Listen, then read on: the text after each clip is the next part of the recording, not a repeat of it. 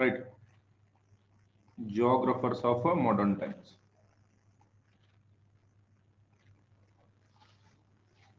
Modern era. ನೋಡ್ರಿ, ಸುಮಾರು 16 ಮತ್ತು 17ನೇ ಶತಮಾನದಿಂದ ಭೂಗೋಳ ಶಾಸ್ತ್ರದಲ್ಲಿ ಗಣನೀಯ ಬೆಳವಣಿಗೆಗಳು ಉಂಟಾದವು, ಗಣನೀಯ ಅಧ್ಯಯನಗಳಾದವು. The 16th and 17th century saw very fast development of geography and its related studies. Especially ಯಾವ ಸಮಯದಲ್ಲಿ ಅಂತ ಹೇಳಿದ್ರೆ, ವಿಶೇಷವಾಗಿ ಯಾವಾಗ 1543ರಲ್ಲಿ 1543ರಲ್ಲಿ ಭೂಗೋಳ ಶಾಸ್ತ್ರದಲ್ಲಿ ಒಂದು ವಿಶೇಷವಾದ ಬೆಳವಣಿಗೆ ಉಂಟಾಯಿತು. ಒಂದು ಸಿದ್ಧಾಂತವನ್ನ ಮಂಡಿಸಲಾಯಿತು. ಯಾವ ಸಿದ್ಧಾಂತ ಅಂತ ಕರಿತೀವಿ ನಾವು ಇದನ್ನ? ಸೂರ್ಯ ಕೇಂದ್ರ ಸಿದ್ಧಾಂತ.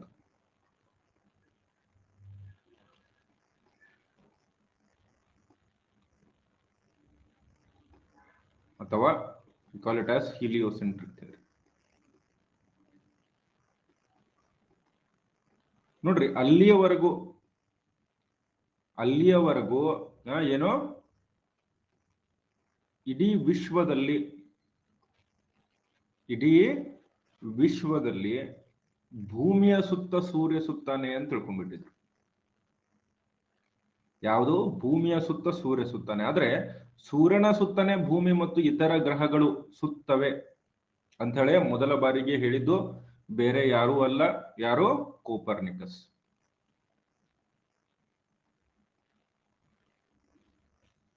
ಕೋಪರ್ನಿಕಸ್ ಮೊಟ್ಟ ಮೊದಲ ಬಾರಿಗೆ ಏನಂತ ಹೇಳ್ತಾನೆ? ಇಲ್ಲ, ನಮ್ಮ ಸೌರಮಂಡಲದ ಮಧ್ಯದಲ್ಲಿ ಸೂರ್ಯ ಇದೆ, ಅದರ ಸುತ್ತಲೂ ಯಾರಿದ್ದಾರೆ? ಅದರ ಸುತ್ತಲೂ ಗ್ರಹಗಳು ಸುತ್ತಾ ಇವೆ. ಇದೇ ಮಾತನ್ನ ಹೇಳಿದ್ದಕ್ಕೆ ಮುಂದೆ ಯಾರನ್ನ ಕಣ್ಣು ಕೀಳಿಸಿ ಹತ್ಯೆ ಮಾಡಲಾಯಿತು? ರೈಟ್. ಯಾರನ್ನ ಕಣ್ಣು ಕೀಳಿಸಿ ಹತ್ಯೆ ಮಾಡಲಾಯಿತು? ಗೆಲಿಲಿಯೋನನ್ನು. ಈ ಒಂದು ಯಾವಾಗ ಕೋಪರ್ನಿಕಸ್ ಈ ಒಂದು ಸಿದ್ಧಾಂತವನ್ನ ಹೇಳ್ದ, ಇದಕ್ಕೆ ಹಲವಾರು ಜನ, ಕೆಪ್ಲರ್ ಆಗಿರ್ಬೋದು,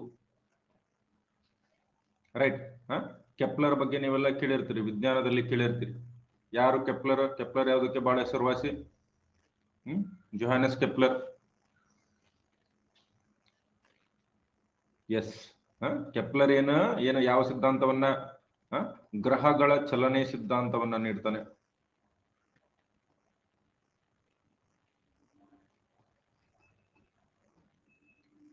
Kepler gave the theory of planetary motions.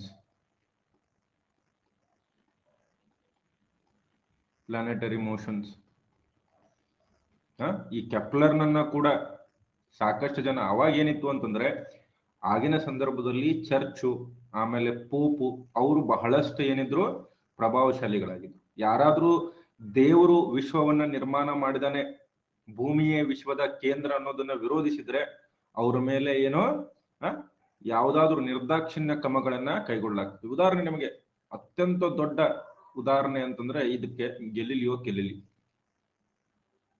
Right. ಗ್ಯಾಲಿಲಿ. ಈ ಗೆಲಿಲಿ ಕೂಡ ಸೂರ್ಯ ಕೇಂದ್ರ ಸಿದ್ಧಾಂತವನ್ನ ಒಪ್ಪಿಕೊಂಡ, ಇದನ್ನ ಪ್ರತಿಪಾದಿಸಿದ. ಓಕೆ, ಇದನ್ನ ಒಪ್ಕೊಂಡ, ಇದನ್ನ ಪ್ರತಿಪಾದಿಸಿದ. ಅದಕ್ಕೆ ಇವನನ್ನ ಏನಂತ ಕರಿತೀವಿ ನಾವು? Father of observational astronomy.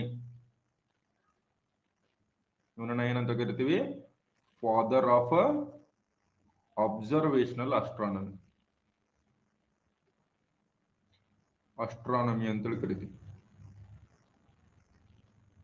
Okay, ಇಂಥ ಗೆಲಿಲಿಯೋ ಎಷ್ಟು ಸಾಧನೆಗಳನ್ನ ಮಾಡಿದಾನೆ ಅಂತಂದ್ರೆ ನಾವು ಹೇಳಲಿಕ್ಕೇನೆ ಸಾಧ್ಯ ಇಲ್ಲ. ಪೆಂಡುಲಮ್ಗಳಲ್ಲಿ ಹೈಡ್ರೋಸ್ಟಾಟಿಕ್ ಬ್ಯಾಲೆನ್ಸ್ ಬರುತ್ತೆ. ಥರ್ಮೋಸ್ಕೋಪ್ ಅನ್ನ ಕಂಡಿಡಿದವನು ಇವನೇ. ಮೊಟ್ಟ ಮೊದಲ ಬಾರಿಗೆ ಟೆಲಿಸ್ಕೋಪ್,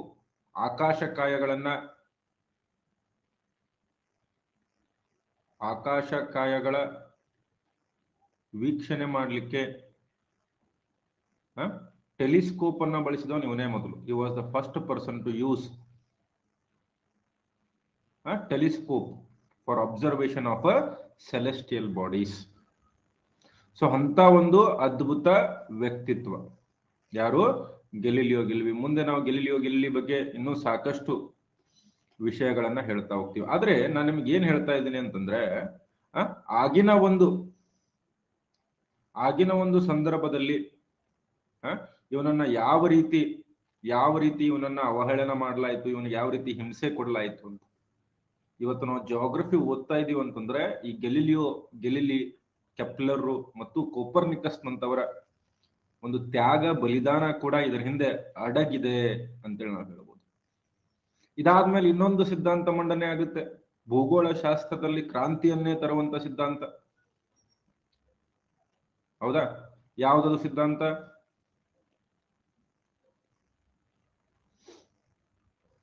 ಯಾವುದು? ಭೂಕೇಂದ್ರ ಹೆಂಗ? ಭೂಕೇಂದ್ರ ಬೇಡ ಅಂತಾನೆ ಸೂರ್ಯಕೇಂದ್ರ ಸಿದ್ಧಾಂತ ಬಂದಿದ್ದು. ಯಾರು? ಐಸಾಕ್ ನ್ಯೂಟನ್ ಅನ್ನೋ ವ್ಯಕ್ತಿ ಯಾವ ಸಿದ್ಧಾಂತವನ್ನ ಮಂಡಿಸ್ತಾನೆ?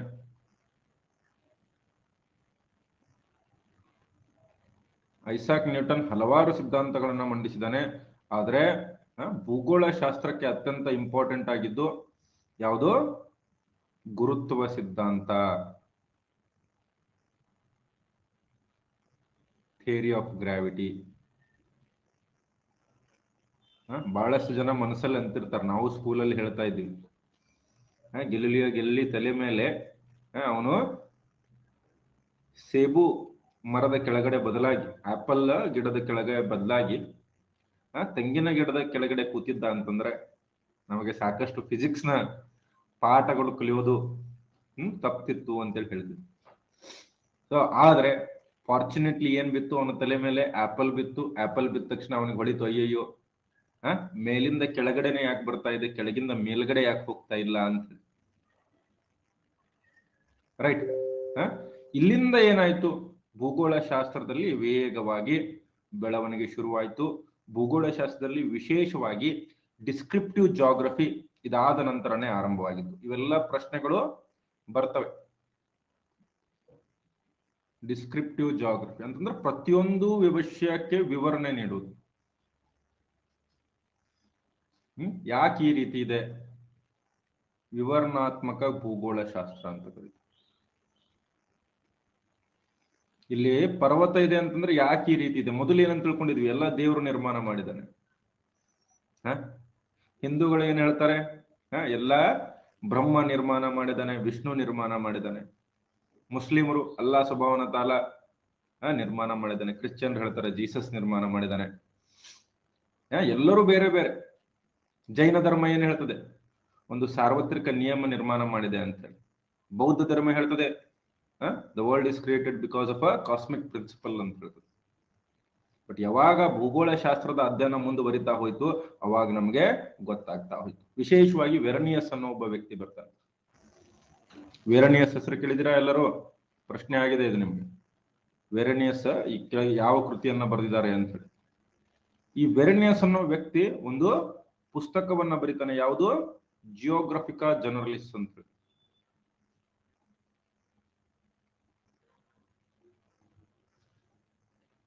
ಜಿಯೋಗ್ರಫಿಕಾ ಕೃತಿಗಳನ್ನ ನೆನಪಿಟ್ಕೋಬೇಕು. ನಿನ್ನೆ ಕೂಡ ನಾನು ಹೇಳಿದ್ದೆ ಹಿಂದಿನ ತರಗತಿಯಲ್ಲಿ ಯಾವ್ಯಾವ ಕೃತಿಗಳು ಇಂಪಾರ್ಟೆಂಟ್ ಅಂತ ಹೇಳಿ. Geography generalist. ಇವನಿಂದ ಏನಾಯ್ತು? ಭೂಗೋಳ ಶಾಸ್ತ್ರದಲ್ಲಿ ಹೊಸ ಅಧ್ಯಯನ ಶುರುವಾಯಿತು. ಒಂದು ಸಾಮಾನ್ಯ ಭೂಗೋಳ ಶಾಸ್ತ್ರ, ಜನರಲ್ ಜಿಯೋಗ್ರಫಿ ಅಂತ ಕರಿತೀವಿ.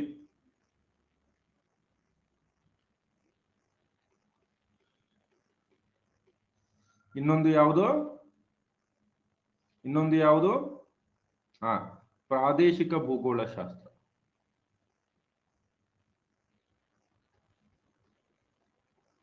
ಯಾಕಂದ್ರೆ ಎಲ್ಲಿ ತನಕ ನೀವು ಭೂಗೋಳ ಶಾಸ್ತ್ರದ ಅಧ್ಯಯನದ ಬೆಳವಣಿಗೆಯನ್ನ ಅರ್ಥ ಮಾಡ್ಕೊಳ್ಳೋದಿಲ್ಲ, ಅಲ್ಲಿ ತನಕ ನಿಮ್ಗೇನಾಗಲ್ಲ, ಭೂಗೋಳ ಶಾಸ್ತ್ರ ಅರ್ಥ ಮಾಡ್ಕೊಳ್ಳೋದು ಕಷ್ಟ ಆಗುತ್ತೆ. ಸ್ಪೆಷಲ್ ಆರ್ ರೀಜನಲ್ ಜಿಯೋಗ್ರಫಿ ಅಂತ ಕರಿತೀವಿ ನಾವು.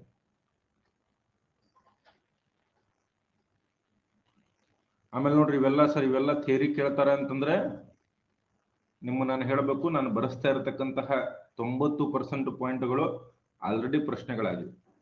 ಯಾವ ಎಕ್ಸಾಮ್ ಅಂತ ಕೇಳ್ಬೇಡ್ರಿ, ಎಲ್ಲಾ ಎಕ್ಸಾಮ್ ಸೇರಿಸಿ ನಾನು ಹೇಳ್ತಾ ಇರೋದು. ಹೌದಾ? ನಿನ್ನೆ ಕ್ಲಾಸ್ ಇರಲಿಲ್ಲ, ನಿನ್ನೆ ಅನಿವಾರ್ಯ ಕಾರಣಗಳಿಂದ ಕ್ಲಾಸ್ ಅನ್ನ ಮುಂದೂಡಲಾಗಿತ್ತು. ಬಟ್ ಇವತ್ತಿಂದ ರೆಗ್ಯುಲರ್ ಆಗಿ 7 ಗಂಟೆಗೆ ಇರ್ತದೆ ಆಸ್ ಯೂಶುವಲ್. ಬರ್ಕೊಂಡ್ರೆ ಈ ಸ್ಲೈಡ್ ಅನ್ನ can we move to next slide.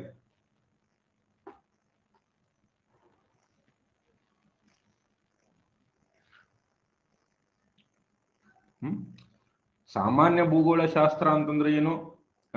ಪ್ರಪಂಚದ ಸಂಪೂರ್ಣ ಭೂಗೋಳವನ್ನ ಒಂದು ವಿಂಗಡಣೆ ಮಾಡಿ ಅದನ್ನ ಅಧ್ಯಯನ ಮಾಡುವ. ಅಂದ್ರೆ ಪ್ರಪಂಚದಲ್ಲಿ ಯಾಕೆ ಪರ್ವತಗಳಿವೆ, ಯಾಕೆ ಸಮುದ್ರಗಳಿವೆ, ಯಾಕೆ ಮೈದಾನಗಳಿವೆ, ಹಿಂಗೆ. ಸ್ಪೆಷಲ್ ಜಿಯೋಗ್ರಫಿ ಅಂತಂದ್ರೆ ಯಾವುದಾದರೂ ಒಂದು ಭಾಗದ ಅಧ್ಯಯನ, ಯಾವುದಾದರೂ ಒಂದು ಭಾಗದ ಅಧ್ಯಯನ. ಆಶಾ, ಈ ಒಂದು ಕೋರ್ಸ್ನ ಲಿಂಕ್ ಆಗಿ ಎಲ್ಲಾ ಕೋರ್ಸು ಮುಗಿತದೆ ನಿಮ್ಗೆ. ಓಕೆ, ಮುಗಿತಲ್ಲ ಈ ಸ್ಲೈಡು? ಓಕೆ, 18ನೇ ಶತಮಾನ ಬಂತು. 18ನೇ ಶತಮಾನದಲ್ಲಿ ಪ್ರಸಿದ್ಧ ಭೂಗೋಳ ಶಾಸ್ತ್ರಜ್ಞ ಯಾರು? Who was the famous geographer during 18th century? None other than Immanuel Kant. ಇವನ ಹೆಸರು ಸಾಕಷ್ಟು ಬಾರಿ ಕೇಳಿರ್ತೀರಿ ನೀವು, ಭೂಗೋಳ ಶಾಸ್ತ್ರವನ್ನ ಕಲಿತವರು. ಯಾರು? ಇಮ್ಯಾನ್ಯುಯಲ್ ಕಾಂಟ್ ಅಂತ. was none other than Immanuel can't. ಇವನ ಬಗ್ಗೆ ಏನು ಪ್ರಶ್ನೆ ಕೇಳಿದರೆ, ಭೂಗೋಳ ಶಾಸ್ತ್ರಕ್ಕೆ ತಾತ್ವಿಕ ರೂಪವನ್ನ ನೀಡಿದವನು. ಭೌಗೋಳಿಕ ವಿವರಣೆಗಳಿಗೆ ತಾತ್ವಿಕ ರೂಪ.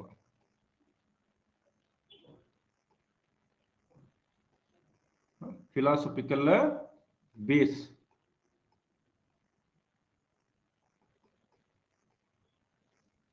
Base to descriptive geography. ಯಾಕೆ ಈ ರೀತಿ ಆಯ್ತು ಅನ್ನೋದಕ್ಕಿಂತ ಅದ್ರ ಹಿಂದೆ ಏನಾದ್ರೂ ಕಾರಣ ಇದೆಯೇ? ಸಾಮಾನ್ಯ ಮತ್ತು ಪ್ರಾದೇಶಿಕ ಅನ್ನೋ ಪ್ರತ್ಯೇಕ ಅಧ್ಯಯನ ಶುರುವಾಗಿದ್ದು ವೆರೇನಿಯಸ್ ನಿಂದ. ರೈಟ್, ಕ್ಲಿಯರ್ ಇದೆಯಾ? ಸೊ ಇಲ್ಲಿಂದ ಶುರುವಾದ ಇವನ ಕಾಲದಲ್ಲಿ ಕ್ರೊನಾಲಜಿಕಲ್ ಜಿಯೋಗ್ರಫಿ ಅಂತ ಶುರುವಾಯಿತು. ಕಾಲಾನುಕ್ರಮವಾಗಿ ಭೂಗೋಳವನ್ನ ಅಧ್ಯಯನ ಮಾಡೋದು. ಹಿಂದೆ ಹೇಗಿತ್ತು, ಹೀಗೆ ಹೇಗಿದೆ. ಈಗ ಉದಾಹರಣೆ ಅರಾವಳಿ ಪರ್ವತಗಳು. ಭಾರತದಲ್ಲಿ ಅರಾವಳಿ ಪ್ರದೇಶಗಳು ನಿಮಗೆ ಗುಜರಾತ್ ನಿಂದ ಎಲ್ಲಿವರೆಗೂ ಉತ್ತರಾಖಂಡ್ ವರೆಗೂ ಕಂಡು ಬರ್ತವೆ.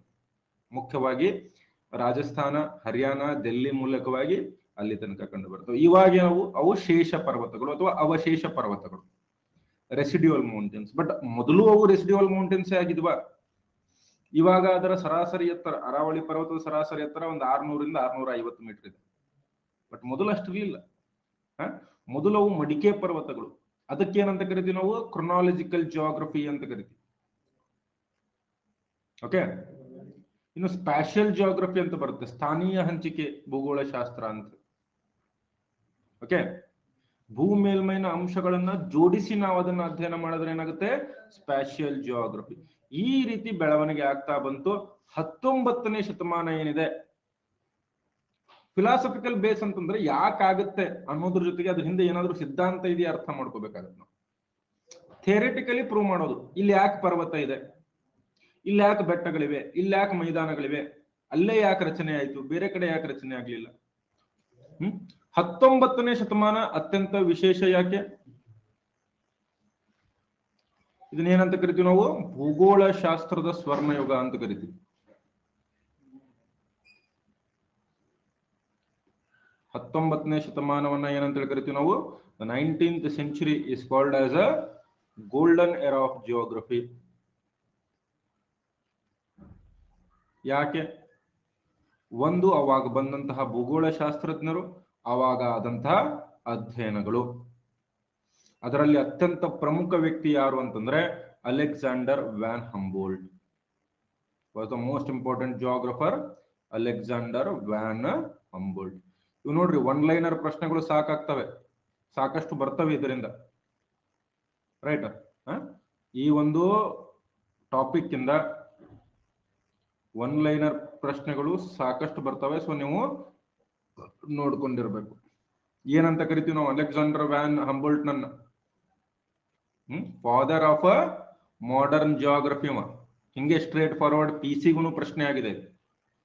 ಆಧುನಿಕ ಭೂಗೋಳ ಶಾಸ್ತ್ರದ ಪಿತಾಮಹ.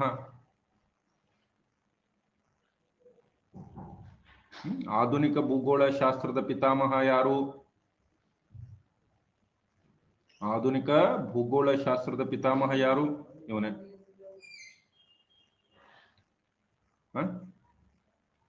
ಪ್ರಸಿದ್ಧ ಕೃತಿ, ಇವನ ಪ್ರಸಿದ್ಧ ಕೃತಿ ಕಾಸ್ಮೋಸ್. ಕಾಸ್ಮೋಸ್ ಅನ್ನೋ ಕೃತಿಯನ್ನ ಬರೆದವನ ಯಾರು ಅಂತಂದ್ರು ಇವನೇ. ಕ್ಲೈಮೆಟಾಲಜಿ ಪದವನ್ನ ಮೊದಲು ಬಾರಿ ಬಳಸಿದವನು ಇವನೇ. ಕ್ಲೈಮೆಟಾಲಜಿ ಅನ್ನೋ ಒಂದು ಪದವನ್ನ ಬಳಕೆ ಮಾಡಿದವನು ಬೇರೆ ಯಾರು ಅಲ್ಲ, ಇವನೇ. ರೈಟ್. ಅನೇಕ ಕೃತಿಗಳಿವೆ. ಇನ್ನೊಂದು ಕೃತಿ ಬರುತ್ತೆ ಜಿಯೋಗ್ನಸಿಯಾ ಅಂತ ಹೇಳಿ, ಲ್ಯಾಟಿನ್ ಭಾಷೆಯಲ್ಲಿ. ರೈಟ್, ಜಿಯೋಗ್ನಸಿಯಾ ಅನ್ನೋ ಒಂದು ಕೃತಿ ಬರುತ್ತೆ.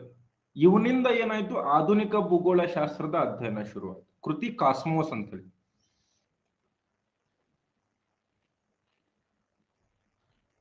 ಕಾಸ್ಮೋಸ್ ಅನ್ನೋ ಒಂದು ಕೃತಿ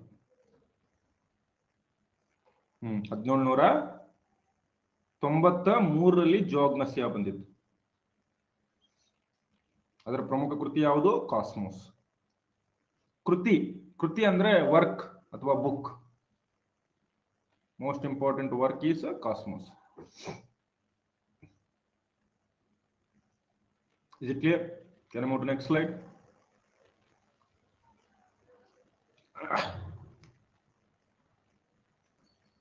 ಯಾರ್ದು ಮುಗುದಿರಲ್ಲ, you have to do one simple thing. Wait ಅಂತ ಬರೆದ್ರೆ ನಾನು ವೇಟ್ ಮಾಡ್ತೀನಿ 1 ರಿಂದ 2 ನಿಮಿಷ ಅಷ್ಟೇ. ಅಷ್ಟರಲ್ಲಿ ನೀವು ಬರ್ಕೋಬೇಕು. ಆಮೇಲೆ 40 ಮಿನಿಟ್ಸ್ ಆದ್ಮೇಲೆ ಡೌಟ್ ಕ್ಲಿಯರಿಂಗ್ ಇರುತ್ತೆ. 40 to 45 ಮಿನಿಟ್ಸ್ ಅಲ್ಲಿ ನೀವು ಹ್ಯಾಂಡ್ ರೈಸ್ ಮಾಡಿ ಪ್ರಶ್ನೆಗಳನ್ನು ಕೇಳಬಹುದು. ಆಮೇಲೆ 1-2 ಮಿನಿಟ್ಸ್ ಬ್ರೇಕ್, ಮತ್ತೆ 40-45 ಮಿನಿಟ್ಸ್, ಆಮೇಲೆ ಕ್ಲಾಸಿನ ಕೊನೆಯಲ್ಲಿ ಡೌಟ್ಸ್ ಕೇಳಬಹುದು. ಓಕೆ. ಅಲೆಕ್ಸಾಂಡರ್ ವ್ಯಾನ್ ಹಂಬೋಲ್ಟ್ ನಂತರ ಪ್ರಸಿದ್ಧ ಭೂಗೋಳ ಶಾಸ್ತ್ರಜ್ಞ ಯಾರು? ಕಾರ್ಲ್ ರಿಟ್ಟರ್ ಅಂತೇಳಿ.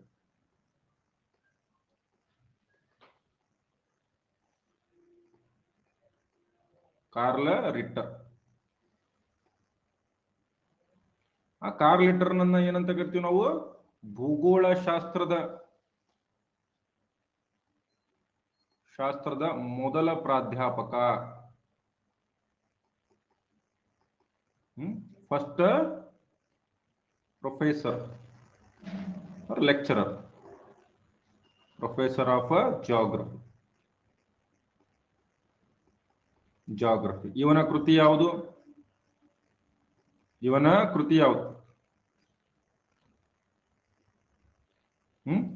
ಎರಡು ಕುಂಡೆ. Which is his important work, Erdkunde ಅಂತ. ಪ್ರಾದೇಶಿಕ ಭೂಗೋಳ ಶಾಸ್ತ್ರ ಅನ್ನೋದು ಏನಾದ್ರೂ ಅತಿ ಹೆಚ್ಚಿನ ರೀತಿಯಲ್ಲಿ ಬೆಳೆದಿದ್ದು ಅಂತಂದ್ರೆ ಇವನ ಕಾಲದಲ್ಲಿ. ಪ್ರತಿಯೊಂದು ಭೂಭಾಗ ಒಂದೇ ರೀತಿಯಾಗಿದ್ದು ಆ ಭೂಭಾಗವನ್ನ ಇವನು ಗ್ಯಾಂಜೆಟ್ ಅಂತೇಳಿ ಕರೀತಾನೆ. ಅದಕ್ಕೋಸ್ಕರ ಪ್ರತ್ಯೇಕವಾಗಿ ಅಧ್ಯಯನ ಮಾಡಬೇಕು ಅಂತೇಳಿ ಪ್ರಾದೇಶಿಕ ಭೂಗೋಳ ಶಾಸ್ತ್ರವನ್ನ ಯಾರು ಬಳಸ್ತಾರೆ? ಕಾರ್ಲ್ ರಿಟ್ಟರ್ ಬಳಸ್ತಾನೆ. ರೈಟ್. ಇವನ ವಿಧಾನವನ್ನ ಏನಂತ ಕರಿತೀವಿ ನಾವು? ಟೀಲಿಯಾಲಜಿಕಲ್ ವಿಧಾನ. ಟೀಲಿಯಾಲಜಿಕಲ್ ಸ್ಟಡಿ ಅಂತ ಕರಿತೀವಿ. ದೈವಿಕವಾದ ಅಂದ್ರೆ ಎಲ್ಲವನ್ನ ನಿರ್ಮಾಣ ಮಾಡಿದ್ಯಾರು? ಭೂಮಿಯ ಮೇಲಿರ್ತಕ್ಕಂಥ ಪ್ರತಿಯೊಂದು ಭೂ ಸ್ವರೂಪಗಳನ್ನ ಯಾರು ನಿರ್ಮಾಣ ಮಾಡಿದ್ರು? ಇವನ ಪ್ರಕಾರ ಭೂಭಾಗಗಳನ್ನ ಗ್ಯಾಂಜೆಟ್ ಅಂತೇಳಿ ಕರೀತಾನೆ ಅವನು. ಗ್ಯಾಂಜೆಟ್ ಅದು ಬೇಡ ಬಿಡ್ರಿ ನಿಮ್ಗೆ. ಭೂಮಿಯ ಮೇಲಿನ ಪ್ರತಿಯೊಂದು ಭೂಭಾಗಗಳನ್ನ ನಿರ್ಮಾಣ ಮಾಡಿದ್ದು ಬೇರೆ ಯಾರು ಅಲ್ಲ, ದೇವರೇ ಅಂತೇಳಿ ಯಾರು ಹೇಳ್ತಾರೆ? ಕಾರ್ಲ್ ರಿಟ್ಟರ್ ಹೇಳ್ತಾನೆ. ಇದಾದ್ಮೇಲೆ ಆಯ್ತು ನೋಡ್ರಿ. ಇದಾದ್ಮೇಲೆ ಅನೇಕ ಭೂಗೋಳ ಶಾಸ್ತ್ರಜ್ಞರು ಭೂಗೋಳ ಶಾಸ್ತ್ರದ ಬೆಳವಣಿಗೆಗೆ ಕಾರಣರಾಗ್ತಾರೆ. ಮೆನಿ ಜಿಯೋಗ್ರಫರ್ಸ್ ಕಂಟ್ರಿಬ್ಯೂಟೆಡ್. ಉದಾಹರಣೆಗೆ ಚಾರ್ಲ್ಸ್ ಡಾರ್ವಿನ್ ಅಂತ ಬರ್ತಾನೆ. ಚಾರ್ಲ್ಸ್ ಡಾರ್ವಿನ್ ಆಕ್ಚುಲಿ ಭೂಗೋಳಶಾಸ್ತ್ರಕ್ಕೆ ನೇರವಾಗಿ ಇವನ ಏನದು ಕಾಂಟ್ರಿಬ್ಯೂಷನ್ ಇಲ್ಲ ಅಂತೇಳಿ ಅನ್ಸಿದ್ರು ಕೂಡ ಇವನೊಂದು ಐಡಿಯಾ ಕೊಡ್ತಾನೆ. ಇವನ್ ಯಾವುದು ಜೀವ ವಿಕಾಸವಾದ ಇದೆ ನೋಡ್ರಿ. ಜಾಗ್ರಫಿ ಕ್ಲಾಸ್ ಅಲ್ಲಿ ನಿಮ್ಗೆ ಫ್ರೀ ಭೂಗೋಳ ಕ್ಲಾಸ್ ಕೂಡ ಮಾಡ್ತಾ ಇದ್ದೀನಿ ನಾನು. ಹೌದಲ್ವಾ? ಈ ಒರಿಜಿನ್ ಆಫ್ ಸ್ಪೆಸಿಸ್ ಇದು ಹೆಂಗೆ ಭೂಗೋಳ ಶಾಸ್ತ್ರಕ್ಕೆ ಸಂಬಂಧ? ಇವನೇನ್ ಹೇಳದ, ಪ್ರತಿಯೊಂದು ಜೀವ ಒಂದು ಬೆಳವಣಿಗೆಯನ್ನ ಹೊಂದಿದೆ, ಇವ್ಯಾಲ್ಯೂಷನ್ ಆಗಿದೆ. ಮೊದಲು ಹೀಗಿರ್ಲಿಲ್ಲ, ಅದು ಇವ್ಯಾಲ್ಯೂಷನ್ ಆಗಿ ಹೀಗೆ ಆಗಿದೆ. ಅದನ್ನ ನೋಡಿ ಭೂಗೋಳ ಶಾಸ್ತ್ರಜ್ಞರು ಏನ್ ಮಾಡ್ಲಿಕ್ಕೆ ಶುರು ಮಾಡಿದ್ರು, ಹಾಗಾದ್ರೆ ಪ್ರತಿಯೊಂದು ಭೂ ಸ್ವರೂಪನೂ ಮೊದಲು ಹೀಗೆ ಇರ್ಲಿಕ್ಕಿಲ್ಲ, ಅದು ಒಂದು ಬೆಳವಣಿಗೆಯನ್ನ ಕಂಡಿರ್ಬೋದು, ಎವಲ್ಯೂಷನ್ ಆಗಿರ್ಬೋದು. ಈಗಿನ ಪರ್ವತ ಹಿಂದೆ ಪರ್ವತ ಆಗಿರ್ಲಿಕ್ಕಿಲ್ಲ, ಈಗಿನ ಮೈದಾನ ಹಿಂದೆ ಮೈದಾನ ಆಗಿರ್ಲಿಕ್ಕಿಲ್ಲ. ಸೊ ಭೂಗೋಳ ಶಾಸ್ತ್ರದಲ್ಲೂ ಕೂಡ ವಿಕಾಸವಾದ ಬಂತು. ಇದರಿಂದ ಮುಂದೇನಾಯ್ತು, ಮಾನವ ಭೂಗೋಳ ಶಾಸ್ತ್ರ ಆರಂಭವಾಯ್ತು. ಈ ಕೋರ್ಸ್ ಅಲ್ಲಿ ನಾವು ಮಾನವ ಭೂಗೋಳ ಶಾಸ್ತ್ರ ಕೂಡ ಕೊನೆಯಲ್ಲಿ ಅಧ್ಯಯನ ಮಾಡೋಣ. ಹ್ಯೂಮನ್ ಜಿಯೋಗ್ರಫಿ ಅಂತ ಕರಿತೀವಿ. ಹ್ಯೂಮನ್ ಜಿಯೋಗ್ರಫಿ ಹಲವಾರು ರಾಡ್ಜೆಲ್ ಆಗಿರ್ಬೋದು, ವಿಡಾಲ್, ಲಾಬ್ಲಾಶ್ ಆಗಿರ್ಬೋದು, ಎಲೆನ್ ಸೆಂಪಲ್ ಆಗಿರ್ಬೋದು, ಸಾಕಷ್ಟು ಜನ ಜಿಯೋಗ್ರಫರ್ಸ್ ಯಾವ ಭೂಗೋಳ ಶಾಸ್ತ್ರದ ಬಗ್ಗೆ ಅಧ್ಯಯನವನ್ನ ಶುರು ಮಾಡ್ತಾರೆ. ರಾಡ್ಜೆಲ್ಲು. ಇದು ಯಾಕೆ ಬರೆಸ್ತಾ ಇದ್ದೀನಿ ಅಂತಂದ್ರೆ, ಇದು ವಿಡಾಲ್ ಡಿ ಲಾಬ್ಲಾಶ್. ಇದು ಪ್ರಶ್ನೆ ಆಗಿತ್ತು, ಈ ಕೆಳಗಿನ ಯಾರು ಮಾನವ ಭೂಗೋಳ ಶಾಸ್ತ್ರಜ್ಞರು ಅಂತ. ರೈಟ್. ಪ್ರಶ್ನೆ ವಿಡಾಲ್ ಲಾಬ್ಲಾಶ್ ಕೇಳಿದ್ರು. 3 to 4 months ಅಲ್ಲಿ ಎಲ್ಲ ಜಿಯೋಗ್ರಫಿ ಮುಗಿಯುತ್ತಾ? Yes, that I can promise. 29ರ ಒಳಗಡೆ ಫಿಸಿಕಲ್ ಜಿಯೋಗ್ರಫಿ ಮುಗಿಯುತ್ತಾ? ನಾಳೆನೇ 29. ಶುರುನೇ ಈಗಾಗಿದೆ. ಮುಂದಿನ ತಿಂಗಳು 29ರ ಒಳಗೆ ಮುಗಿಬಹುದು ಅಂತ ಹೇಳಿ ನಾನು ಒಂದು 10% ಹೇಳ್ಬೋದು. ಬಟ್ ಪೂರ್ತಿ ಭೂಗೋಳ ಶಾಸ್ತ್ರ ದಿವಸ 1 ಅಥವಾ 1.5 ಗಂಟೆ ಮಾಡಿ ನಾನು ವಿಶ್ವ, ಪ್ರಾಕೃತಿಕ, ಮಾನವ, ಭಾರತ, ಕರ್ನಾಟಕ ಮತ್ತು ಮ್ಯಾಪಿಂಗ್ ಇದು ಮುಗಿಬೇಕಂದ್ರೆ ಟೋಟಲ್ ಆಗಿ ಒಂದು 3 ತಿಂಗಳಾಗುತ್ತೆ.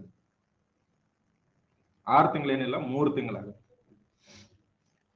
ಯಾರ್ಯಾರು? ರಾಡ್ಜೆಲ್ಲು, ವಿಡಾಲ್ ಡಿ ಲಾಬ್ಲಾಶು, ಎಲೆನ್ ಸೆಂಪಲ್ಲು ಅಂತ.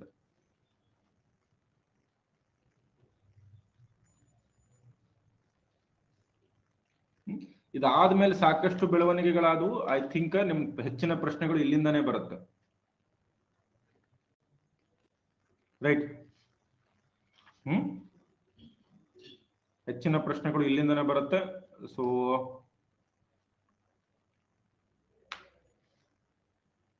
ಇಷ್ಟು ಸಾಕು. ಮುಂದೆ ಬೇಕಾದ್ರೆ ಇನ್ನೊಂದ್ಸರ್ತಿ ಹೇಳೋಣ.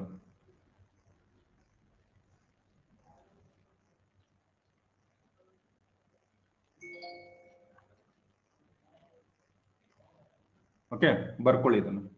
ಇತಿಹಾಸ ಇಷ್ಟು ಸಾಕು. ಮುಂದೆ ಬಹಳ ಅದಾವು. ಈ ಕ್ವಾಂಟಿಟೇಟಿವ್, ವೆಲ್ಫೇರ್ ಅಪ್ರೋಚು, ಹ್ಯುಮನಿಸಮ್ಮು, ಎನ್ವಿರಾನ್ಮೆಂಟಲಿಸ್ಟ್ಸು, ಹೌದಾ? ಇವೆಲ್ಲ ಬರ್ತಾವ ಮುಂದೆ. ಅದೆಲ್ಲ ಬೇಡ, ಇಷ್ಟು ಸಾಕು ನನಗನ್ಸಿದ ಮಟ್ಟಿಗೆ. ಓಕೆ, ಬರ್ಕೊಳ್ರಿ ಬೇಗ ಇದನ್ನ. ನೋಡ್ರಿ, ಆರಂಭದಲ್ಲಿ ಜರ್ಮನಿ ವಿಜ್ಞಾನಿಗಳು ಹೆಚ್ಚಿದ್ರು. ನಂತರ ಇಂಗ್ಲೆಂಡ್ ವಿಜ್ಞಾನಿಗಳು ಕೂಡ, ಇಂಗ್ಲೆಂಡ್ ಭೂಗೋಳ ಶಾಸ್ತ್ರಜ್ಞರು ಕೂಡ ಹೆಚ್ಚಾದ್ರು. Human geography Ratzel, Vidal de la Blache, Ellen Semple. Ratzel, Vidal de la Blache, Ellen Semple. ಮಾನವ ಭೂಗೋಳ ಶಾಸ್ತ್ರಜ್ಞರು they R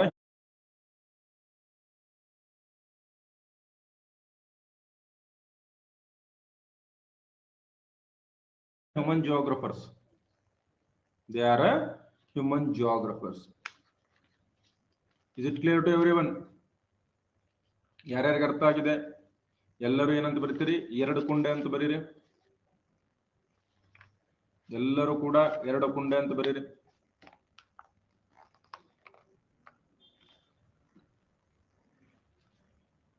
take your own time. ನಾನು ಯಾವಾಗಿದ್ರು ಓನ್ ಟೈಮ್ ತಗೊಂತೀನಿ. ಸೊ ನೆಕ್ಸ್ಟ್ ಯಾವುದರ ಬಗ್ಗೆ ಅಧ್ಯಯನ ಮಾಡೋಣ? ನಮ್ಮ ನಿಮ್ಮೆಲ್ಲರ ಅಚ್ಚುಮೆಚ್ಚಿನ ಟಾಪಿಕ್ ಆಗಿರ್ತಕ್ಕಂತಹ ವಿಶ್ವ, ದ ಯೂನಿವರ್ಸ್. ವಿಶ್ವ ಅಥವಾ ದ ಯೂನಿವರ್ಸ್. ಭೂಮಿ ಇದೆ, ಮಂಗಳ ಇದೆ, ಗುರುಗ್ರಹ ಇದೆ, ಸೂರ್ಯ ಇದೆ. ನಮ್ಮ ಸೂರ್ಯ ಗ್ರಹ ಇರುವುದು ಒಂದು ನಕ್ಷತ್ರ ಪುಂಜದಲ್ಲಿ. ಯಾವ ನಕ್ಷತ್ರ ಪುಂಜ? ಆಲುಹಾದಿ. Our sun is part of Milky Way galaxy. ಆತರ ಒಂದೇ ಗ್ಯಾಲಕ್ಸಿ ಇಲ್ಲ, ಬಿಲಿಯನ್ ಗಟ್ಟಲೆ ಗ್ಯಾಲಕ್ಸಿಗಳಿವೆ. ಹಾಗಾದ್ರೆ ಈ ವಿಶ್ವ ಹೇಗೆ ರಚನೆ ಆಯಿತು? ಈ ವಿಶ್ವದ ಮೂಲ ಏನು? ಎಷ್ಟು ವರ್ಷಗಳ ಹಿಂದೆ ರಚನೆ ಆಯಿತು ಈ ವಿಶ್ವ? ವಿಶ್ವ ಸುಮಾರು 13.8 ಬಿಲಿಯನ್ ವರ್ಷಗಳ ಹಿಂದೆ ರಚನೆ ಆಯಿತು.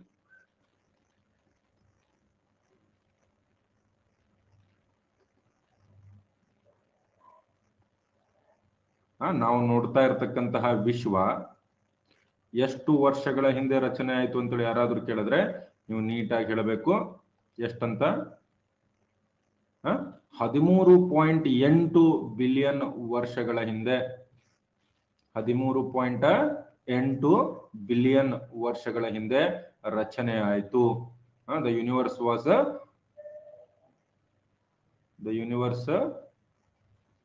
was formed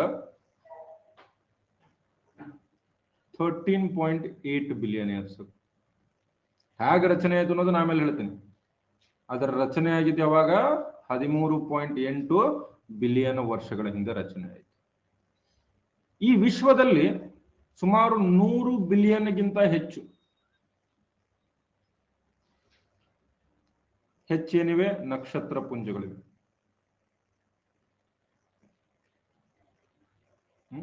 There are more than 100 billion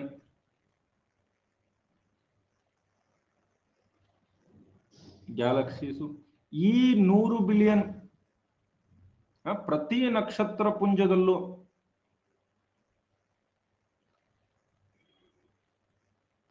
ಎಷ್ಟು?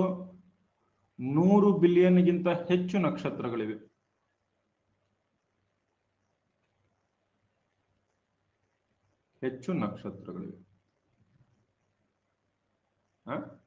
Every galaxy has more than 100 billion. ಇವೆಲ್ಲ ಸ್ಟೇಟ್ಮೆಂಟ್ ರೂಪದಲ್ಲಿ ಬಂದ್ಬಿಡ್ತಾವ ನಿಮ್ಮ ಎಫ್ ಡಿ ಎಗೆ ಗ್ರೂಪ್ ಸಿಗೆ ಇವೇ ಸ್ಟೇಟ್ಮೆಂಟ್ ಆಗೋದು. ಅಂದ್ರೆ ನಮ್ಮ ವಿಶ್ವ ಯೂನಿವರ್ಸ್ ಅನ್ನೋದು ಎಷ್ಟು ವಿಶಾಲವಾಗಿದೆ, ಈ ಯೂನಿವರ್ಸ್ ಅನ್ನೋದು ಎಷ್ಟು ವಿಶಾಲವಾಗಿದೆ ಅನ್ನೋದು ಇಲ್ಲಿ ಅರ್ಥ ಮಾಡ್ಕೋಬಹುದು. ವಿಶ್ವದ ಒಂದು ಅಂದಾಜು ವ್ಯಾಸ ಎಷ್ಟಿರ್ಬೋದು ಹೇಳ್ರಿ?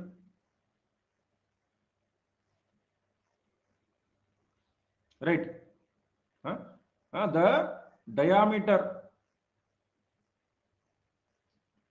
ಯೂನಿವರ್ಸ್ ಅಪ್ರಾಕ್ಸಿಮೇಟ್ಲಿ ನಮಗೆ ಎಷ್ಟು ತಿಳಿದಿದೆ ಆ ಮಾಹಿತಿ ಪ್ರಕಾರ ಹೇಳ್ತೀನಿ. ಎಷ್ಟಿದೆ? ಸುಮಾರು 46.5 ಬಿಲಿಯನ್. 46.5 ಬಿಲಿಯನ್ ಜ್ಯೋತಿರ್ವರ್ಷಗಳು. ಒಂದು ಜ್ಯೋತಿರ್ವರ್ಷ ಅಂದ್ರೆ ಎಷ್ಟು?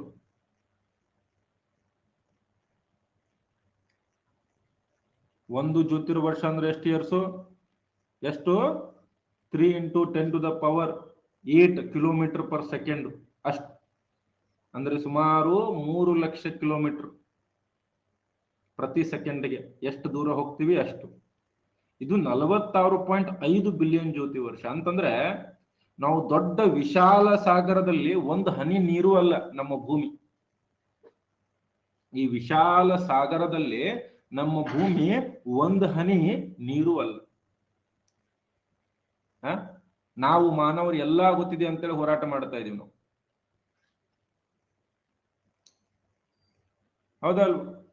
ಈ ವಿಶ್ವದ ಕುರಿತು ಅಧ್ಯಯನ ಮಾಡೋದನ್ನ ಏನಂತ ಕರಿತೀವಿ? ವಿಶ್ವದ ಕುರಿತು ಅಧ್ಯಯನ, study about a universe is called as a cosmology. ಇದು ಟಿಪಿಕಲ್ PC ಪ್ರಶ್ನೆ, SDA ಪ್ರಶ್ನೆ ಇದು. ವಿಶ್ವದ ಕುರಿತು ಅಧ್ಯಯನವನ್ನ ಏನಂತ ಕರಿತೀವಿ ನಾವು? ಕಾಸ್ಮಾಲಜಿ ಅಂತ ಹೇಳಿ ಕರಿತೀವಿ. ಹಾಗಾದ್ರೆ ಈ ವಿಶ್ವ ಯಾವ ರೀತಿ ರಚನೆ ಆಯಿತು? ಈ ವಿಶ್ವ ಅನ್ನೋದು ಯಾವ ರೀತಿ ರಚನೆ ಆಯ್ತು? ನೀವು ಹೇಳ್ರಿ. ನೀವು ಸಾಕಷ್ಟು ಪುಸ್ತಕಗಳನ್ನು ಓದಿರ್ತೀರಿ, ಸಾಕಷ್ಟು ಧಾರ್ಮಿಕ ಪುಸ್ತಕಗಳನ್ನು ಓದಿರ್ತೀರಿ. ಬೇರೆ ಬೇರೆ ಧರ್ಮಗಳು ಬೇರೆ ಬೇರೆ ಹೇಳ್ತಾರೆ. ಹಿಂದೂ ಧರ್ಮದಲ್ಲಿ ಏನಂತ ಹೇಳ್ತಾರೆ? ವಿಶ್ವ ಹೇಗೆ ರಚನೆ ಆಯ್ತು? ಬ್ರಹ್ಮ ರಚನೆ ಮಾಡದ, ದೇವರು ರಚನೆ ಮಾಡದ.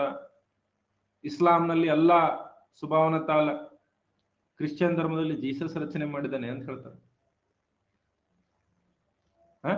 ಬೌದ್ಧ ಧರ್ಮದಲ್ಲಿ ಕಾಸ್ಮಿಕ್ ಪ್ರಿನ್ಸಿಪಲ್, ಜೈನ ಧರ್ಮದಲ್ಲಿ ಸಾರ್ವತ್ರಿಕ ನಿಯಮ. ಆದ್ರೆ ಇದೆಲ್ಲ ನಿಜಾನಾ?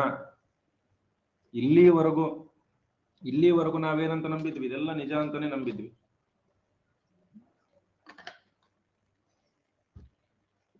ಇಲ್ಲಿವರೆಗೂ ಇದನ್ನೆಲ್ಲ ನಿಜ ಅಂತ ನಂಬಿದ್ವಿ. ಆದ್ರೆ ಸುಮಾರು ಒಂದು 1755ರಲ್ಲಿ ಯಾವ ವ್ಯಕ್ತಿ? ಆಲ್ರೆಡಿ ನಿಮ್ಗೆ ಹೇಳಿದ್ದೀನಿ, ಇಮ್ಯಾನ್ಯುಯಲ್ ಕಾಂಟ್ ಅನ್ನೋ ಒಬ್ಬ ವ್ಯಕ್ತಿ. ಔಟ್ ಆಫ್ ದ ಸಿಲೆಬಸ್ ಬಂದ ಇಮ್ಯಾನ್ಯುಯಲ್ ಕಾಂಟ್ ಅಂತ ಹೇಳ್ಬೇಕು. ನೆನಪಲ್ಲಿ ಇಟ್ಟುಕೊಳ್ರಿ. ಇವನ ಸಿದ್ಧಾಂತ ಕೇಳಿದರೆ ಪ್ರಶ್ನೆಗೆ ಯಾವುದು? ನಿಹಾರಿಕಾ ಸಿದ್ಧಾಂತ. ಇವನೇನ್ ಹೇಳ್ತಾನೆ? ನಿಹಾರಿಕಾ ಸಿದ್ಧಾಂತ, ನೆಬ್ಯುಲರ್ hypothesis.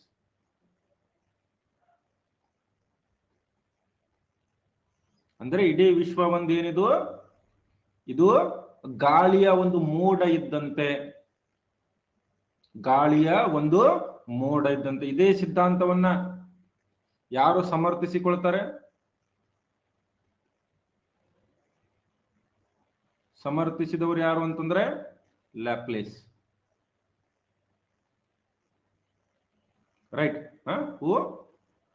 Peary Laplace. He advocated the same theory. But ನಾವು ವಿಶ್ವದ ರಚನೆಯನ್ನ ನೋಡೋದಾದ್ರೆ ಎಷ್ಟು ಸಿದ್ಧಾಂತಗಳನ್ನ ನಾವು ಗಮನಿಸಬೇಕಾಗತ್ತೆ?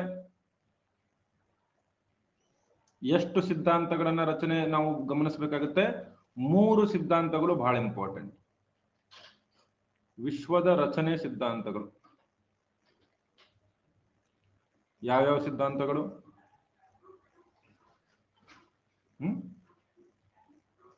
ಥಿಯರೀಸ್ ಅಬೌಟ್ ಯಾವುದು? Evolution of universe. ಯಾವ್ಯಾವ 3 ಸಿದ್ಧಾಂತಗಳು? ಮೊದಲನೇ ಸಿದ್ಧಾಂತ ಯಾವುದು? ಸ್ಟಡಿ ಸ್ಟೇಟ್ ಸಿದ್ಧಾಂತ ಅಂತ.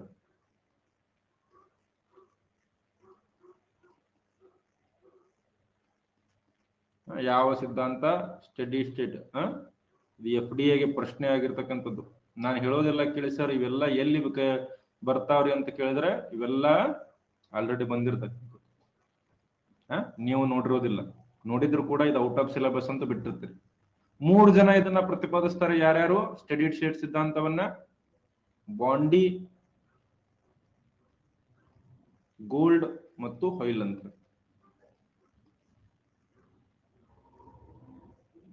ಬಾಂಡಿ, ಗೋಲ್ಡ್ ಮತ್ತು ಹೊಯ್ಲ್ ಅಂತ.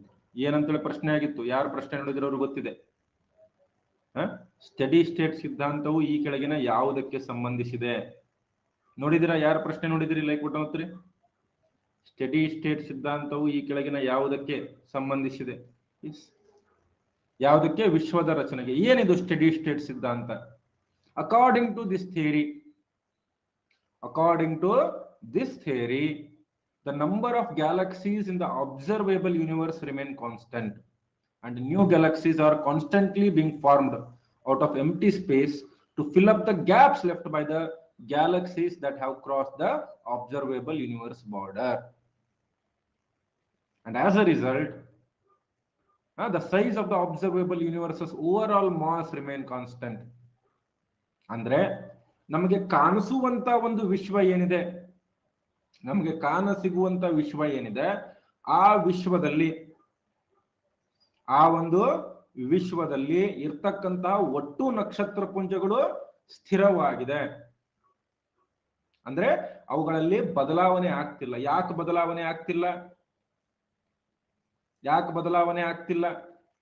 ಯಾಕಂತಂದ್ರೆ ಯಾವ್ಯಾವ ನಕ್ಷತ್ರ ಪುಂಜಗಳು ನಮ್ಮಿಂದ ದೂರ ಹೋಗ್ತಿದೆ ಅದರ ಬದಲಾಗಿ ಹೊಸ ನಕ್ಷತ್ರ ಪುಂಜಗಳು ಹುಟ್ಟುಕೊಳ್ಳುತ್ತಾ ಇದೆ.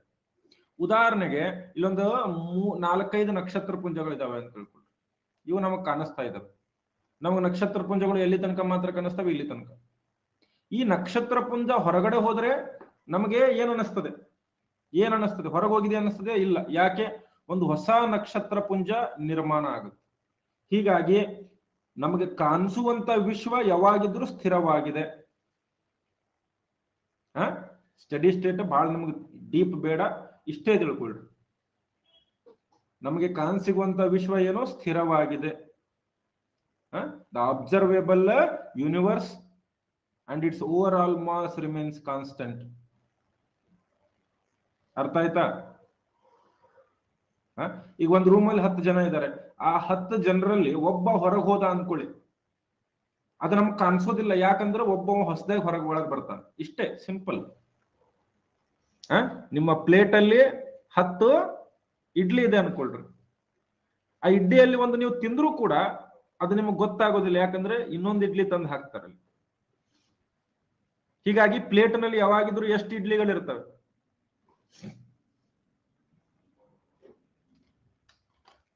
ಎಷ್ಟು ಇಡ್ಲಿ ಇರ್ತಾವ? 10 ಇಡ್ಲಿ ಇರ್ತಾವ. ಅದೇ ಸ್ಟಡಿ ಸ್ಟೇಟ್, ಸ್ಥಿರವಾಗಿರ್ತಕ್ಕಂಥದ್ದು. ಬಿಸಿ ಇರೋದು ಆರೋದಿರೋದು ಗೊತ್ತಾಗುತ್ತೆ ಸರ್. ಯಾಕಮ್ಮ ಒಲೆ ಮೇಲೆ ಕೂತಿರ್ತೀಯ ಏನು? ಹಂಗೇನಾದ್ರು ಆರಿದ್ರೆ ಇಡ್ಲಿ ಹಿಡ್ಕೊಂಡು ಒಲೆ ಮೇಲೆ ಕುಂತು ಬಿಡೋದು, ಗ್ಯಾಸ್ ಮೇಲೆ. ಒಟ್ಟ ಹಂಗಿಲ್ಲ, ಅದು ಬಿಸಿ ಇದ್ದು ಬಿಡು.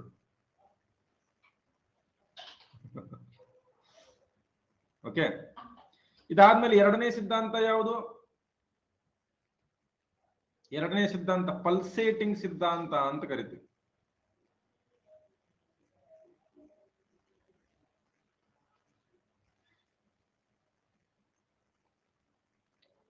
ಪಲ್ಸೇಟಿಂಗ್ ಥಿಯರಿ ಏನಿದು? ಪಲ್ಸೇಟಿಂಗ್ ಥಿಯರಿ ಇದನ್ನ ಯಾರು ಒಬ್ಬರೇ ಇದನ್ನ ಪ್ರತಿಪಾದಿಸಿಲ್ಲ, ರೈಟ್? ಇದರ ಪ್ರಕಾರ ಏನು? ಈ ವಿಶ್ವ ಏನಿದೆ, ವಿಶ್ವವು ಏನಾಗ್ತಿದೆ? ಅಲ್ಟರ್ನೇಟಿವ್ಲಿ ಅಂತಂದ್ರೆ ಒಮ್ಮೆ ವಿಸ್ತರಣೆ ಆಗ್ತಾ ಇದೆ, ಮತ್ತೊಮ್ಮೆ ಸಂಕುಚನ ಆಗ್ತಾ ಇದೆ. The universe is alternatively expanding and contracting.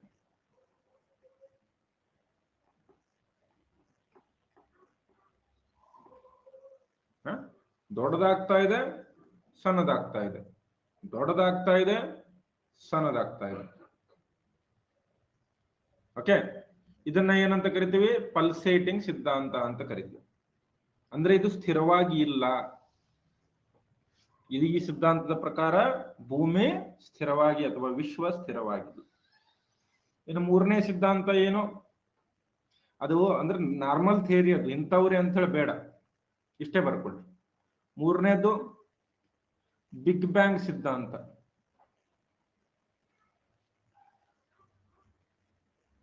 ಅಥವಾ ಮಹಾಸ್ಫೋಟ ಸಿದ್ಧಾಂತ.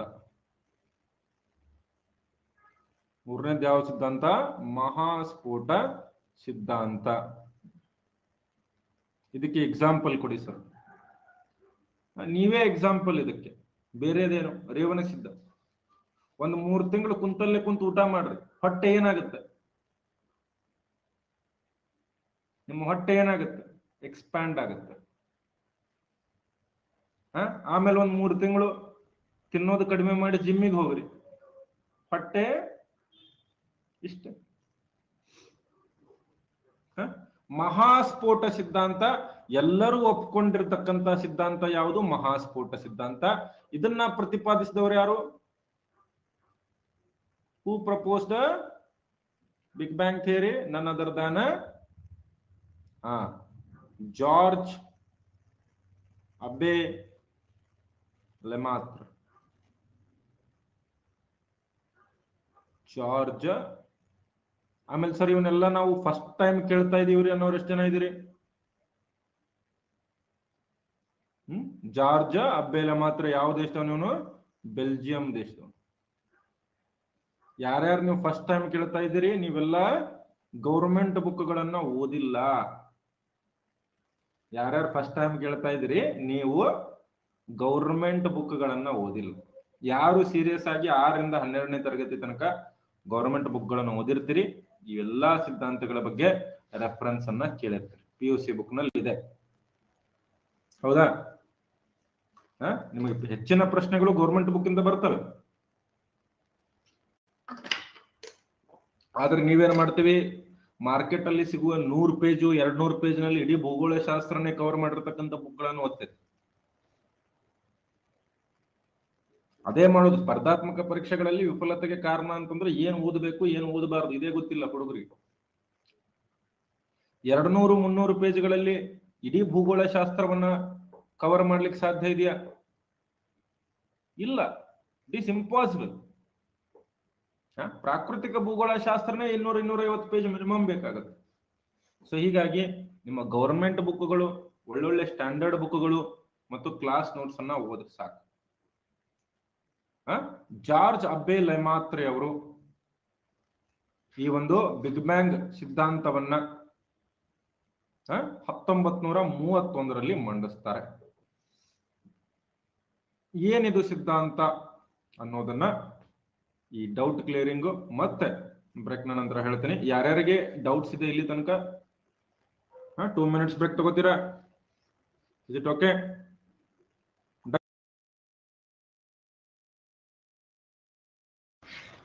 Welcome back everyone.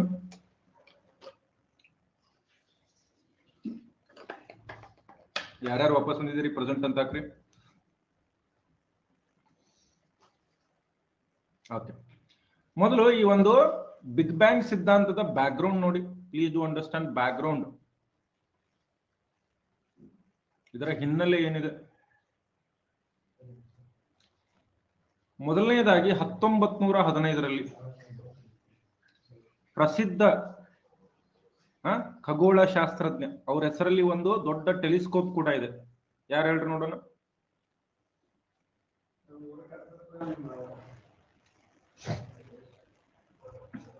ಯಾರು? Very good, Edwin Hubble. Hubble telescope ಅಂತ ಕೇಳಿದ್ರಲ್ಲ ಎಲ್ಲರೂ? ಹಬಲ್ ಟೆಲಿಸ್ಕೋಪ್ ಕೇಳಿದ್ರಲ್ಲ? ಸರಿ.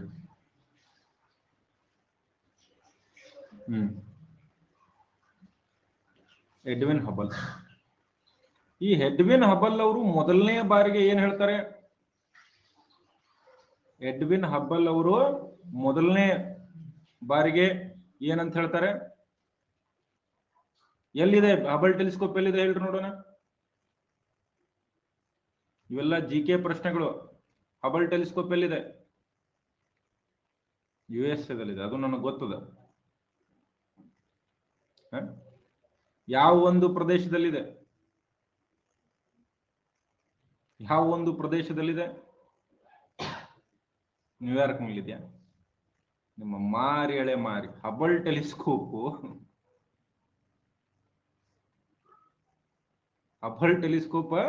ಎಲ್ಲಿದೆ?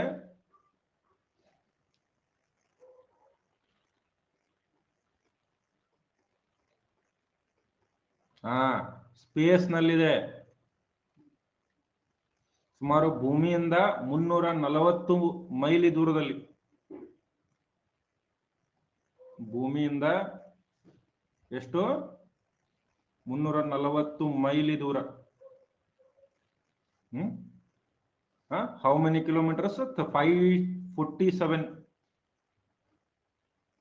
Kilometres over earth surface. ಭೂಮಿಯನ್ನ ಸುತ್ತ ಹೊಡಿತಾ ಇರ್ತದದು. ಭೂಮಿಯನ್ನ ಸುತ್ತು ಹೊಡಿತಾ ಇರ್ತದೆ ಹಬಲ್ ಟೆಲಿಸ್ಕೋಪ್. ಓಕೆ. ಸೊ ಈ ಎಡ್ವಿನ್ ಹಬಲ್ ಮೊದಲ ಬಾರಿಗೆ ಏನಂತ ಹೇಳ್ದ, ವಿಶ್ವವು ವಿಸ್ತರಣೆ ಆಗುತ್ತಿದೆ.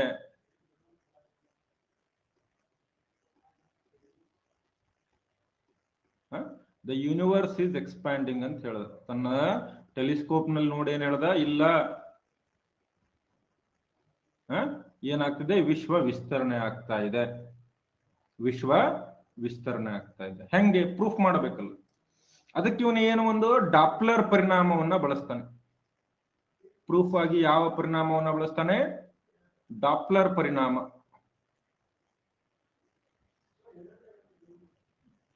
Doppler effect. ಹೆಂಗೆ, ಇವೆರಡು ಶಬ್ದಗಳನ್ನ ಕೇಳಿರ್ತೀರಿ ನೀವು. ಮೊದಲನೇದಾಗಿ ಬ್ಲೂ ಶಿಫ್ಟ್ ಅಂತ ಹೇಳಿ, ಮೊದಲನೇದಾಗಿ ಯಾವ ಶಿಫ್ಟು, ಬ್ಲೂ ಶಿಫ್ಟ್. ಎರಡನೇದಾಗಿ ಯಾವ ಶಿಫ್ಟು, ರೆಡ್ ಶಿಫ್ಟ್.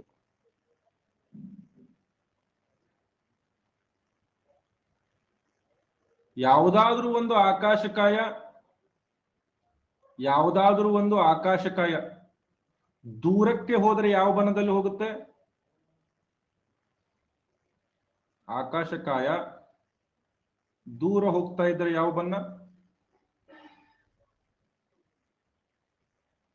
ಕೆಂಪು ಬಣ್ಣದಲ್ಲಿ ಕಾಣಿಸ್ತದೆ ನಮಗೆ. ಇಫ್ ಇಟ್ ಈಸ್ ಮೂವಿಂಗ್ ಅವೇ ಯಾವ ಕಲರ್ ಕಾಣುತ್ತೆ ನಮಗೆ, ರೆಡ್. ವಿಬ್ಜಿಆರ್ ಗೊತ್ತಿದೆಯಲ್ಲ, ವಿಸಿಬಲ್ ಸ್ಪೆಕ್ಟ್ರಮ್ ಅಲ್ಲಿ ನಾವು ವಿಬ್ಜಿಆರ್ ಅಂತ ಕೇಳ್ತೀವಿ. ಕೊನೆಯದಾಗಿ ಯಾವುದು ಬರ್ತದೆ, ರೆಡ್. ಇನ್ನು ಆಕಾಶಕಾಯ ಸಮೀಪ ಬರ್ತಾ ಇದ್ರೆ, ಇಪ್ಪ ಸೆಲೆಸ್ಟಿಯಲ್ ಬಾಡಿ ಹತ್ತಿರ ಬರ್ತಾ ಇದ್ರೆ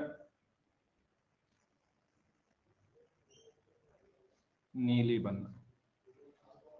if it is coming close, ಯಾವುದು, ಬ್ಲೂ ಬಣ್ಣದಲ್ಲಿ ಕಾಣುತ್ತೆ. ಸೊ ಅವನು ತನ್ನ ಟೆಲಿಸ್ಕೋಪ್ ನಲ್ಲಿ ಈ ಆಕಾಶಕಾಯಗಳನ್ನ ನೋಡಿದಾಗ ಇಲ್ಲ ಕೆಂಪು ಬಣ್ಣದಲ್ಲಿ ಕಾಣ್ತಾ ಇತ್ತು, ಇಲ್ಲ ನೀಲಿ ಬಣ್ಣದಲ್ಲಿ ಕಾಣ್ತಾ ಇತ್ತು. ಹಂಗಂದ್ರೆ ವಿಶ್ವ ಸ್ಥಿರವಾಗಿಲ್ಲ, ಅದೇನಾಗ್ತಾ ಇದೆ, ಎಕ್ಸ್ಪ್ಯಾಂಡ್ ಆಗ್ತಾ ಇದೆ, ಎಕ್ಸ್ಪ್ಯಾಂಡ್ ಆಗ್ತಾ ಇದೆ. ಯಾರೋ ಮಲ್ಕ್ ಉಲ್ಟಾ ಆಗಿದೆಯಾ, ನೀವು ಉಲ್ಟಾ ಬರ್ಕೊಳ್ರಿ, ಮತ್ತದನ್ನು ಅಳಿಸಿಯಲ್ಲಿ ಬರೆಯುವುದು.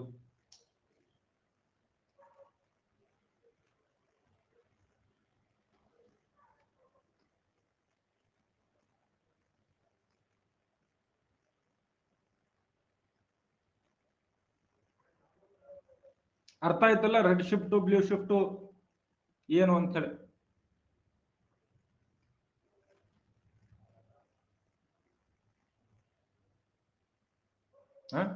ಒಂದು ವಸ್ತು ನಿಮ್ಮಿಂದ ದೂರ ಹೋಗ್ತಾ ಇದ್ರೆ ಯಾವ ಬಣ್ಣದಲ್ಲಿ ಕಾಣ್ತದೆ,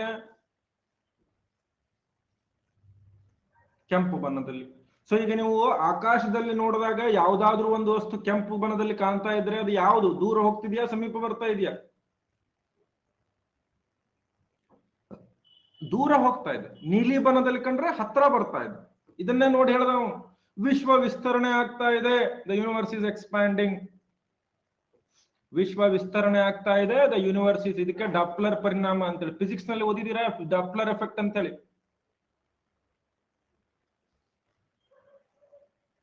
ಓದಿದ್ರಲ್ಲ, ಅದೇ ಸೇಮ್ ಅದರದೇ ಅಪ್ಲಿಕೇಶನ್. ಓಕೆ. ನೀವು ಸೌಂಡ್ ಅಲ್ಲಿ ಕೇಳಿರ್ತೀವಿ, ಒಂದು ಲೈಟ್ ಅಲ್ಲಿ. ಇಲ್ಲಿಂದ ಬಿಗ್ ಬ್ಯಾಂಗ್ ಸಿದ್ಧಾಂತ ಡೆವಲಪ್ ಆಗ್ತಾ ಬಂತು. ಏನು ಬಿಗ್ ಬ್ಯಾಂಗ್ ಸಿದ್ಧಾಂತ? ಬಿಗ್ ಬ್ಯಾಂಗ್ ಸಿದ್ಧಾಂತ ಅಂತಂದ್ರೆ ಏನು?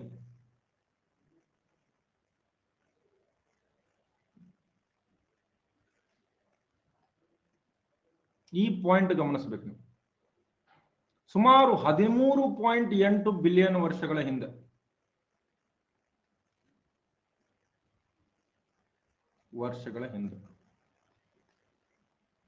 13.8 ಬಿಲಿಯನ್ ಇಯರ್ಸ್ ಅಗೋ ಏನಿತ್ತು? ಏನಾದ್ರೂ ಇತ್ತ? ಕೇವಲ ಒಂದು ಚಿಕ್ಕ ಸಿಂಗ್ಯುಲಾರಿಟಿ ಅಂತ ಕರಿತೀವಿ ನಾವು, ಸಿಂಗ್ಯುಲಾರಿಟಿ. ಒಂದು ಚಿಕ್ಕ ಬಿಂದು ಇತ್ತು, ಒಂದು ಟೈನಿ ಬಾಲ್ ಅಥವಾ ಚಿಕ್ಕ ಬಿಂದು, ಚಿಕ್ಕ ಬಿಂದು. ಟೈನಿ ಬಾಲ್ ಇತ್ತು, ಬಹಳ ಸಣ್ಣದು. ಇದರ ಮಾಸ್ ಎಷ್ಟಿತ್ತು? ಮಾಸ್ 0 ಇತ್ತು. ಆದ್ರೆ ಡೆನ್ಸಿಟಿ ಎಷ್ಟಿತ್ತು? ಇನ್ಫಿನೈಟ್ ಇತ್ತು. ಹೀಟ್ ಎಷ್ಟಿತ್ತು? ಇನ್ಫಿನೈಟ್. ಅತಿ ಹೆಚ್ಚು ಸಾಂದ್ರತೆ ಇತ್ತು, ಅತಿ ಹೆಚ್ಚು ಉಷ್ಣಾಂಶ ಇತ್ತು. ಆದ್ರೆ ಏನು ದ್ರವ್ಯ ರಾಶಿ ಎಷ್ಟಿತ್ತು? 0 ಇತ್ತು. ಒಂದು ಚಿಕ್ಕ ಪಾಯಿಂಟ್ ಇದು ಎಲ್ಲರಿಗೂ ಅರ್ಥ ಆಗ್ಬೇಕು. ಇದು ಅರ್ಥ ಆದ್ರೆ ಮುಂದಿನ ಅರ್ಥ ಆಗುತ್ತೆ. ಇದೆಲ್ಲರಿಗೂ ಅರ್ಥ ಆಗ್ಬೇಕು. ಏನಿತ್ತು? ಒಂದು ಚಿಕ್ಕ ಪಾಯಿಂಟ್, ಆದ್ರೆ ಅದು ನಮ್ಗೆ ಕಾಣಿಸ್ತಿರ್ಲಿಲ್ಲ. ಯಾಕಂತಂದ್ರೆ ಅದಕ್ಕೆ ಮಾಸ್ ಇರಲಿಲ್ಲ. ಬಟ್ ಸಿಕ್ಕಾಪಟ್ಟೆ ಡೆನ್ಸಿಟಿ, ಸಿಕ್ಕಾಪಟ್ಟೆ ಟೆಂಪರೇಚರ್. ಯಾರ್ಯಾರಿಗೆ ಸಿಂಗ್ಯುಲಾರಿಟಿ ಅರ್ಥ ಆಗಿದೆ? ಸಿಂಗ್ಯುಲಾರಿಟಿ ಅಂತ ಬರೀರಿ.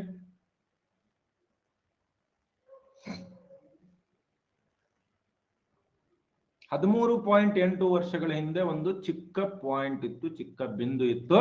ಅದಕ್ಕೆ ಸಿಕ್ಕಾಪಟ್ಟೆ ಡೆನ್ಸಿಟಿ ಇತ್ತು, ಸಿಕ್ಕಾಪಟ್ಟೆ ಉಷ್ಣಾಂಶ ಇತ್ತು, ಆದ್ರೆ ಮಾಸೆ ಇರಲಿಲ್ಲ. ಅದಕ್ಕೆ ಯಾವುದೇ ರೀತಿ ದ್ರವ್ಯ ರಾಶಿ ಇರಲಿಲ್ಲ. Right. 13.8 billion years ago there was nothing in this space.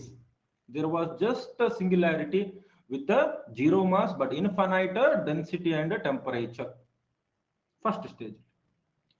13.8 billion ವರ್ಷಗಳ ಹಿಂದೆ ಎಕ್ಸಾಕ್ಟ್ ಪಾಯಿಂಟ್ ಅಲ್ಲಿ ಏನಾಯ್ತು?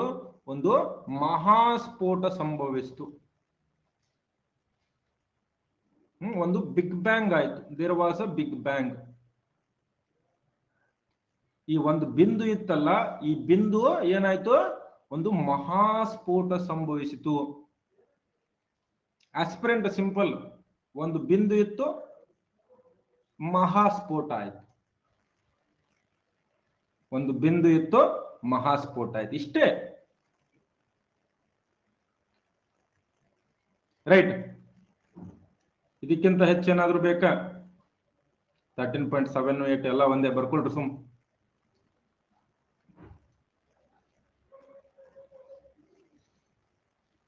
ಅರ್ಥ ಆಗ್ತಿದ್ಯಾ? ಬ್ಲಾಸ್ಟ್ ಆಯ್ತು, ಸ್ಫೋಟ ಆಯ್ತು, ಇದು ಗೊತ್ತಿರಬೇಕು ನಿಮ್ಗಷ್ಟೇ. ವಿಜಯಲಕ್ಷ್ಮಿ, ಒಂದು ಬಿಂದು ಇತ್ತು, ಒಂದು ಸಿಂಗ್ಯುಲಾರಿಟಿ ಇತ್ತು, ಅದು ಬ್ಲಾಸ್ಟ್ ಆಯ್ತು. ಇದಕ್ಕಿಂತ ಸಿಂಪಲ್ ಆಗಿ ಹೆಂಗೆ ಹೇಳೋದು?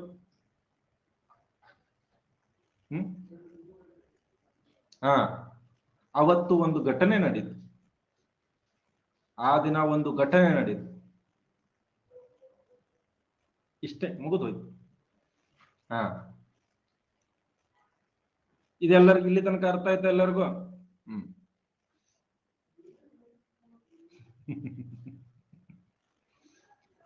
ಇದಾದ್ಮೇಲೆ ಏನಾಯ್ತು? ಒಂದು ಚಿಕ್ಕ ಬಿಂದು ಇದ್ದಿದ್ದು ನಿಧಾನವಾಗಿ ಇಲ್ಲಿ ನೋಡ್ರಿ ವಿಸ್ತರಣೆ ಆಗ್ಲಿಕ್ಕೆ ಶುರುವಾಯ್ತು.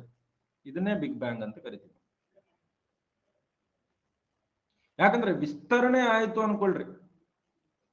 ವಿಸ್ತರಣೆ ಆದಾಗ ಏನಾಗುತ್ತೆ? ಟೆಂಪರೇಚರ್ ಕಡಿಮೆ ಆಗುತ್ತೆ, ಡೆನ್ಸಿಟಿ ಕಡಿಮೆ ಆಗುತ್ತೆ, ಮಾಸು ಜಾಸ್ತಿ ಆಗುತ್ತೆ. ವಿಸ್ತರಣೆ ಆದಾಗ ಉಷ್ಣಾಂಶ ಕಡಿಮೆ ಆಗುತ್ತೆ, ದ್ರವ್ಯ ರಾಶಿ ಜಾಸ್ತಿ ಆಗುತ್ತೆ, ಸಾಂದ್ರತೆ ಕಡಿಮೆ ಆಗ್ತಾ ಹೋಗುತ್ತೆ. ಆ ಬಿಂದು ಯಾಕೆ ಸ್ಫೋಟ ಆಯ್ತು? Very good. ಯಾರಿಗೂ ಗೊತ್ತಿಲ್ಲ. ಎಕ್ಸಾಕ್ಟ್ ಡೇಟ್ ಹೇಳಿ, ಅವತ್ತು ಯಾವ ಘಟನೆ ನಡೆಯಿತು? ಅಕ್ಷತಾ, ಎಕ್ಸಾಕ್ಟ್ ಡೇಟ್ ಇವತ್ತಿಂದ ಹೇಳ್ತೀನಿ. 28 ಜೂನ್ 2020. ಇವತ್ತು ಒಂದು ಘಟನೆ ಆಗುತ್ತೆ. ನೀನ್ ಇಂಥ ಪ್ರಶ್ನೆಗಳನ್ನ ಕೇಳಿಲ್ಲ ಅಂದ್ರೆ ಆ ಘಟನೆ ಆಗುತ್ತೆ. ಸಾರಿ, ಕೇಳಿದ್ರೆ ಇನ್ನೊಂದ್ಸರ್ತಿ ಕೇಳಿದ್ರೆ ಆ ಘಟನೆ ಆಗುತ್ತೆ. ಹಿಂಗ ಆಗ್ತಾ ಆಗ್ತಾ ಏನಾಯ್ತು? ಈ ವಿಸ್ತರಣೆ, ಬೃಹತ್ ವಿಸ್ತರಣೆ ಆಗ್ಲಿಕ್ಕೆ ಶುರುವಾಯ್ತು. ಇನ್ಫ್ಲೇಷನ್ ಅಂತ ಕರಿತೀವಿ ನಾವು ಇದನ್ನ. ಇಂಗ್ಲಿಷ್ ನಲ್ಲಿ ಏನಾಗ್ತೀವಿ? ಇನ್ಫ್ಲೇಷನ್ ಅಂತ ಕರಿತೀವಿ. ಇನ್ಫ್ಲೇಷನ್ ಅಂದ್ರೆ ಗೊತ್ತಲ್ಲ? ಉಬ್ಬೋದು. ವಿಸ್ತರಣೆ ಆಗ್ತಾ ಆಗ್ತಾ ನಿಧಾನವಾಗಿ ಏನು ನಿರ್ಮಾಣ ಆದವು? ವಿಸ್ತರಣೆ ಆಗ್ತಾ ಆಗ್ತಾ ನಿಧಾನವಾಗಿ ಮೊದಲಿಗೆ ಏನ್ ನಿರ್ಮಾಣವಾದವು? ಕ್ವಾರ್ಕ್ಗಳು ನಿರ್ಮಾಣವಾದವು. ಕ್ವಾರ್ಕ್ ನಿರ್ಮಾಣ ಆದವು. ಕ್ವಾರ್ಕ್ ಕ್ವಾರ್ಕ್ ಅಂದ್ರೆ ಏನು?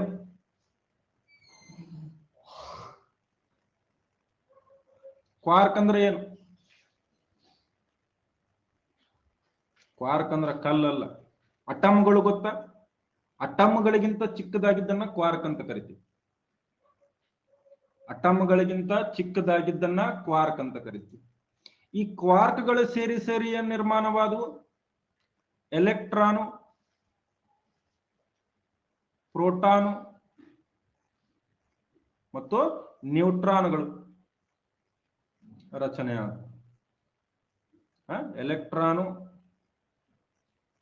ಪ್ರೋಟಾನು, ನ್ಯೂಟ್ರಾನ್ಗಳು ರಚನೆಯಾದವು. Simple. Smallest particle quark. Quark quark ಸೇರಿ ಎಲೆಕ್ಟ್ರಾನು, ಪ್ರೋಟಾನು, ನ್ಯೂಟ್ರಾನ್ ರಚನೆ ಆಗ್ತವೆ. ಇವು ಸೇರಿ ಏನಾಯ್ತು? ಅಣುಗಳು ರಚನೆ ಆದವು. ಅಟಮ್ಸ್. ಯಾವ್ಯಾವ ಅಟಮ್ಸು? ಅಟಾಮಿಕ್ ನಂಬರ್ 1 ಯಾವ್ದಿದೆ? ಅಟಾಮಿಕ್ ನಂಬರ್ 1 ಯಾವ್ದಿದೆ? ಹೈಡ್ರೋಜನ್. ಸೊ ಮೊದಲಿಗೆ ನಿರ್ಮಾಣವಾಗುವುದು ಯಾವುದು? ಹೈಡ್ರೋಜನ್. ಆಮೇಲೆ ಹೀಲಿಯಂ. ಫಸ್ಟಿಗೆ ಯಾವ್ದು ನಿರ್ಮಾಣವಾಯಿತು? ಹೈಡ್ರೋಜನ್ ನಿರ್ಮಾಣವಾಯಿತು. ಹೈಡ್ರೋಜನ್ ನಿರ್ಮಾಣವಾಯಿತು. ಈ ಹೈಡ್ರೋಜನ್ ಸೇರಿ ಹೀಲಿಯಂ ನಿರ್ಮಾಣವಾಯಿತು. ಹೈಡ್ರೋಜನ್ ಸೇರಿ ಹೀಲಿಯಂ ನಿರ್ಮಾಣವಾಯಿತು. ಇದು ಕೂಡ ಗೊತ್ತಿರಬೇಕು ನಿಮಗೆ. ಹೈಡ್ರೋಜನ್ ಸೇರಿ ಏನ್ ನಿರ್ಮಾಣವಾಯಿತು? ಹೀಲಿಯಂ ನಿರ್ಮಾಣವಾಯಿತು.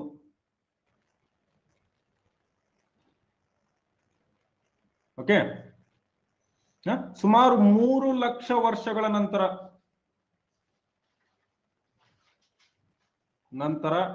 ಏನಾಯ್ತು?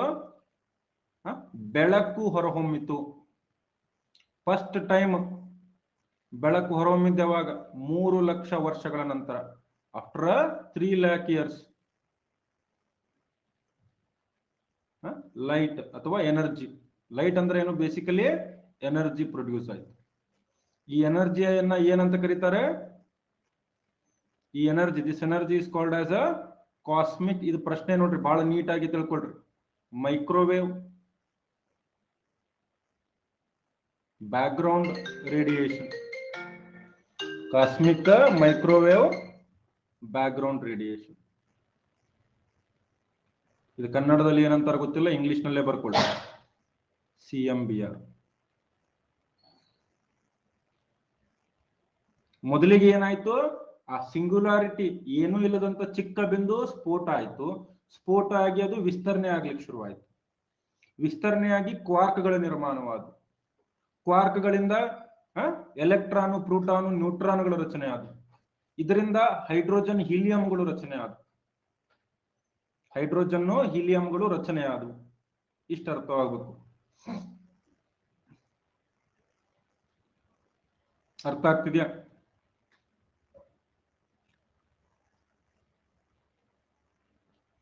Is it clear or not? ಕ್ವಾರ್ಕು ಕ್ವಾರ್ಟ್ಸು ಬೇರೆ ಬೇರೆ. ಇದು Quark. It is a quark, not quartz. 3 lakh ವರ್ಷಗಳ ನಂತರ ಮೊದಲ ಬಾರಿಗೆ ಲೈಟ್ ಹೊರಹೊಮ್ಮಿತು. ಲೈಟ್ ಯಾವಾಗ ಹೊರಹೊಮ್ಮುತ್ತೆ? ಲೈಟ್ ಯಾವಾಗ ಹೊರಹೊಮ್ಮುತ್ತೆ? ಯಾರು ಹೇಳ್ತೀರಿ? ಲೈಟ್ ಯಾವಾಗ ಹೊರಹೊಮ್ಮುತ್ತೆ? ರಿಯಾಕ್ಷನ್ ಆಗಬೇಕು. ಹೈಡ್ರೋಜನ್ ಸೇರಿ ಹೀಲಿಯಂ ಬಂತಂದ್ರೆ ಆ ರಿಯಾಕ್ಷನ್ ಇಂದ ಲೈಟ್ ಹೊರಹೊಮ್ಮುತ್ತದೆ. ಸೊ ಆ ರಿಯಾಕ್ಷನ್ ಆಗಿದ್ದೆ ಆಗ 3 ಲಕ್ಷ ವರ್ಷಗಳ ಹಿಂದೆ. ಅವಾಗ ಯಾವ ಶಕ್ತಿ ಹೊರಹೊಮ್ಮಿತು? Cosmic microwave background radiation. Sir ಯಾರು ನೋಡಿದ್ರು ಸರ್ ಲೈಟ್? ನಿನ್ನ ಕಳಿಸ್ಬೇಕು ಸುನಿಲ. ಇದೆಲ್ಲರಿಗೂ ಅರ್ಥ ಆಗಿದೆಯಾ? ಯಾವ ರೀತಿ ವಿಶ್ವ ರಚನೆ ಆಯ್ತು ಅಂತ ಹೇಳಿ. ಎಲ್ಲಾ ಕಡಿಮೆ ಆಗ್ತಾ ಬರ್ತವೆ. ಆಮೇಲೆ ಈ ಅಣುಗಳು ಸೇರಿ ಏನ್ ರಚನೆ ಆದವು? ಅಣುಗಳು ಸೇರಿ ಏನೋ ನಿಧಾನವಾಗಿ ನಕ್ಷತ್ರ ಪುಂಜಗಳು ರಚನೆ ಆದವು. ಏನೋ ಗ್ಯಾಲಕ್ಸೀಸ್ ವೇರ್ ಫಾರ್ಮ್ಡ್. ಯಾಕಂತಂದ್ರೆ ಅಣುಗಳು ಹೆಚ್ಚಾದಂತೆ ಏನಾಯ್ತು? ಗುರುತ್ವ ಶಕ್ತಿ ಉಂಟಾಯ್ತಲ್ಲಿ. ಗ್ರಾವಿಟೇಷನ್ ಅನ್ನೋದು. ಆಮೇಲೆ ಈ ಗ್ಯಾಲಕ್ಸಿಗಳೇನಾದವು, ಗ್ಯಾಲಕ್ಸಿ ಸ್ಟಾರ್ಟೆಡ್ ಎಕ್ಸ್ಪ್ಯಾಂಡಿಂಗ್.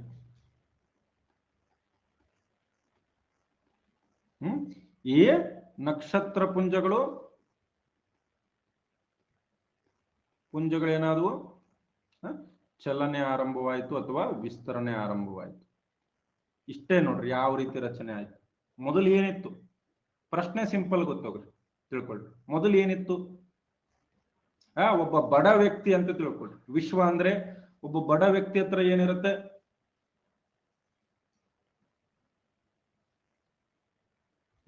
ಒಬ್ಬ ಬಡ ವ್ಯಕ್ತಿ ಹತ್ರ ಏನೂ ಇರಲ್ಲ. ಅವನು ಸಿಂಗ್ಯುಲಾರಿಟಿ. ಆಮೇಲೆ ಒಂದ್ ದಿವಸ ಎಲ್ಲೋ ಹೋಗು ಮುಂದಾಗ ಅವನಿಗೊಂದು ಆಕ್ಸಿಡೆಂಟ್ ಆಗುತ್ತೆ, ಅದೇನು ಮಹಾಸ್ಫೋಟ.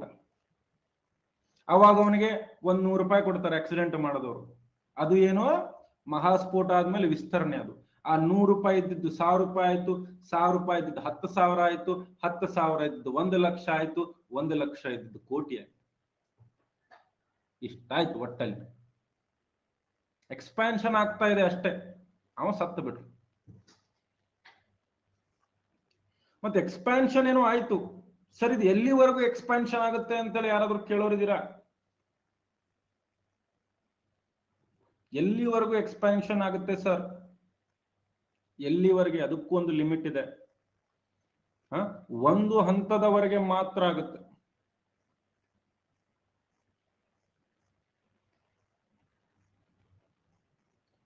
Up to some extent, up to certain extent. ಅದಾದ್ಮೇಲೆ ಏನಾಗುತ್ತೆ,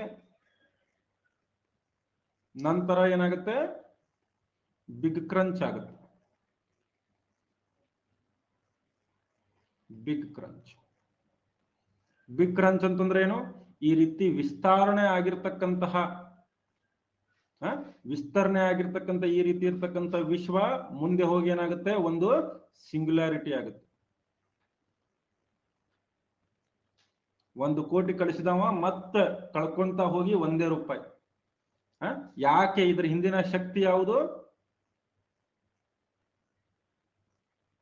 ಎನರ್ಜಿ ಯಾವುದು? ಇದು ಕಾರಣ ಏನಾಗುತ್ತೆ? CMBR,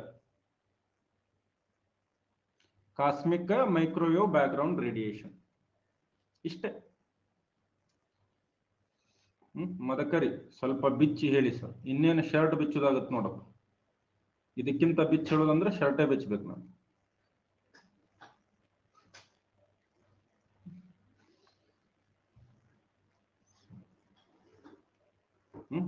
ಏನ್ ಮಾಡ್ಲಿ ಹೇಳಿ?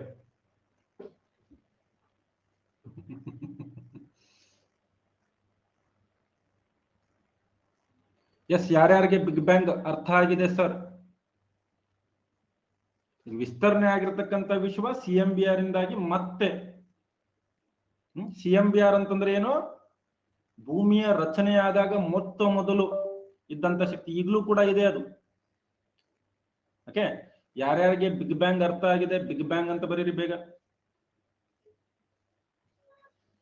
1 hour ಅಲ್ಲ, 1 hour 30 minutes ಇದು. ಸಿಂಗ್ಯುಲಾರಿಟಿ ಕನ್ನಡದಲ್ಲಿ ಏನಂತ ಇರುತ್ತೆ ಗೊತ್ತಿಲ್ಲಪ್ಪ. I don't know.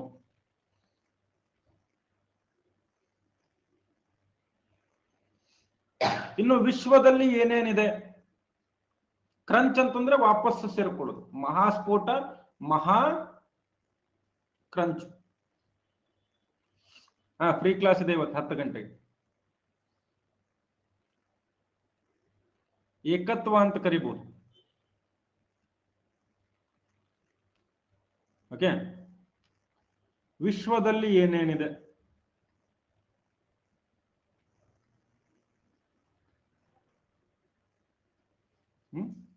Composition of universe. ನಿಮ್ಗೆ ಹೇಳಿದ್ರೆ ನಂಬಲ್ಲ ನೀವು. ಇದು ನಿಮಗೆ ಗ್ರೂಪ್ ಸಿ ನಲ್ಲಿ ಸ್ಟೇಟ್ಮೆಂಟ್ ಆಗಿರ್ತಕ್ಕಂಥ ಪ್ರಶ್ನೆ. ವಿಶ್ವದ ಅತಿ ಹೆಚ್ಚು ಭಾಗ ಏನಿದೆ? ವಿಶ್ವದ ಅತಿ ಹೆಚ್ಚು ಭಾಗ ಏನಿದೆ? ಸುಮಾರು 73%. ಸುಮಾರು 73% ಏನಿದೆ ಡಾರ್ಕ್ ಎನರ್ಜಿ ಇದೆ. ಅಂದ್ರೆ ಕಪ್ಪು ಶಕ್ತಿ. ಕಪ್ಪು ಶಕ್ತಿ ಅಂತಂದ್ರೆ ಈ ಮಾಟ ಮಂತ್ರ ಅಲ್ಲ, ಅಂದ್ರೆ ನಮಗೆ ಗೊತ್ತಿರದ ಶಕ್ತಿ ಇದು. ನಾವು ಕಂಡುಹಿಡಿಯಕ್ಕೆ ಆಗಿಲ್ಲ ಏನ್ ಶಕ್ತಿ ಇದು ಅಂತೇಳಿ, ನಮ್ಗೆ ಕಾಣಿಸೋದು ಇಲ್ಲ ಅದು. ಅಂದ್ರೆ ಇನ್ವಿಸಿಬಲ್ ಎನರ್ಜಿ, ಇನ್ವಿಸಿಬಲ್ ಎನರ್ಜಿ ಅಂತ ಕರಿಬಹುದು ಇದು. ನಮ್ಗೆ ಗೊತ್ತಿಲ್ಲ ಇದು ಏನಂತನೂ ಗೊತ್ತಿಲ್ಲ, ರೈಟ್. ಆದ್ರೆ ಇದೆ, ಇದಕ್ಕೆ ಯಾವುದೇ ರೀತಿ ಗುರುತ್ವ ಇರೋದಿಲ್ಲ. It has a anti gravitational properties.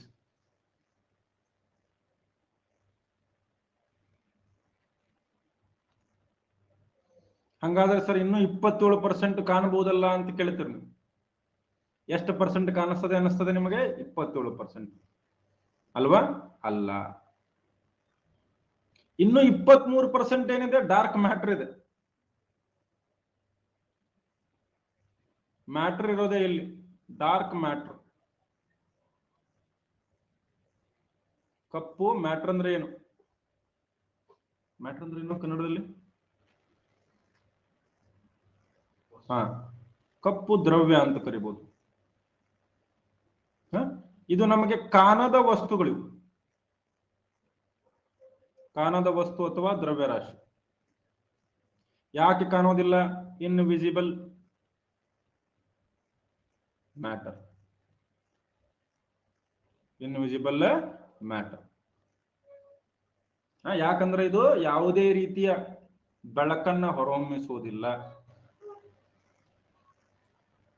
ಇನ್ನು ಉಳಿದಿದ್ದು 4% ಅಷ್ಟೇ ನಮ್ಮ ಕಣ್ಣು ಕಾಣುವಂತ ಹೈಡ್ರೋಜನ್ನು, ಹೀಲಿಯಮ್ಮು, ಸ್ಟಾರ್ಗಳು, ನ್ಯೂಟ್ರಿನೋಗಳು.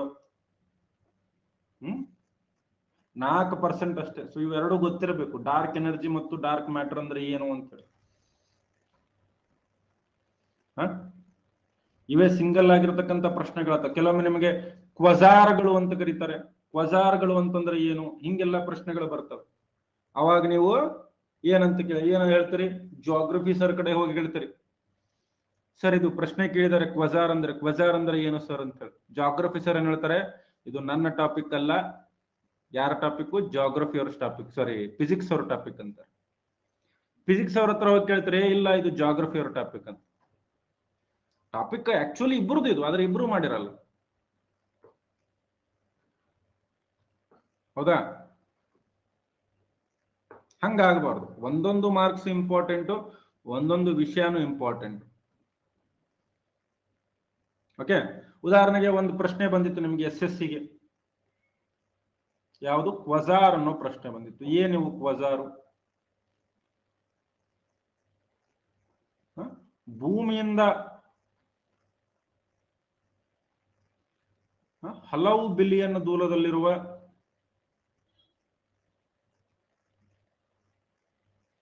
ದೂರದಲ್ಲಿರುವ ಆಕಾಶಕಾಯಗಳು, ಜ್ಯೋತಿರ್ವರ್ಷ,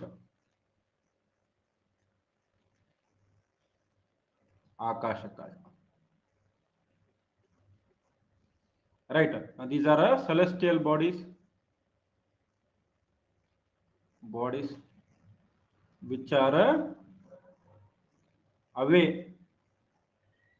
from earth. ಎಷ್ಟು?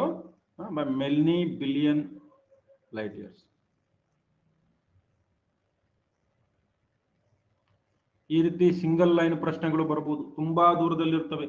ಇವುಗಳನ್ನು ಯಾಕೆ ಬಳಸ್ತಾರೆ ಅಂತಂದ್ರೆ, ಭೂಮಿ ಅಲ್ಲಿಂದ ಹೊರಟಂತ ಬೆಳಕು ಇಲ್ಲಿಗೆ ಮುಟ್ಲಿಕ್ಕೆ ಬಿಲಿಯನ್ ಗಂಟಲೆ ವರ್ಷ ತಗೊಳುತ್ತೆ. ಅಲ್ಲಿಂದ ಹೊರಟಂತ ಬೆಳಕು ಭೂಮಿ ಮುಟ್ಲಿಕ್ಕೆ, ಉದಾಹರಣೆ ನೋಡ್ರಿ, ಇಲ್ಲಿ ಭೂಮಿ ಇದೆ, ಇಲ್ಲೊಂದು ಕ್ವಜಾರ್ ಇದೆ. ಇಲ್ಲಿಂದ ಹೊರಟ ಬೆಳಕು ಇಲ್ಲಿಗೆ ಮುಟ್ಲಿಕ್ಕೆ ಎಷ್ಟು ವರ್ಷ ತಗೋತದೆ? 4 ಬಿಲಿಯನ್ ವರ್ಷ. ಅಂದ್ರೆ ಇವತ್ತು ನಮಗೆ ಮುಟ್ಟಿದಂತ ಬೆಳಕು ಎಷ್ಟು ವರ್ಷದ ಹಿಂದೆ ಪ್ರೊಡ್ಯೂಸ್ ಆಗಿತ್ತು? ಎಷ್ಟು ವರ್ಷದಿಂದ ಪ್ರೊಡ್ಯೂಸ್ ಆಗಿತ್ತಿದು? ಇವತ್ತು ನಮಗೆ ಮುಟ್ಟಿದಂತ ಬೆಳಕು 4 ಬಿಲಿಯನ್ ವರ್ಷದ ಹಿಂದೆ. ಸೊ ಇವಾಗ ನಾವು ಆ ಬೆಳಕನ್ನ ಅಧ್ಯಯನ ಮಾಡಿದ್ರೆ ವಿಶ್ವ 4 ವರ್ಷದ ಹಿಂದೆ ಹೆಂಗಿತ್ತು ಅಂತ ಹೇಳಿ ನಾವು ಕಂಡುಹಿಡಿಬಹುದಾ?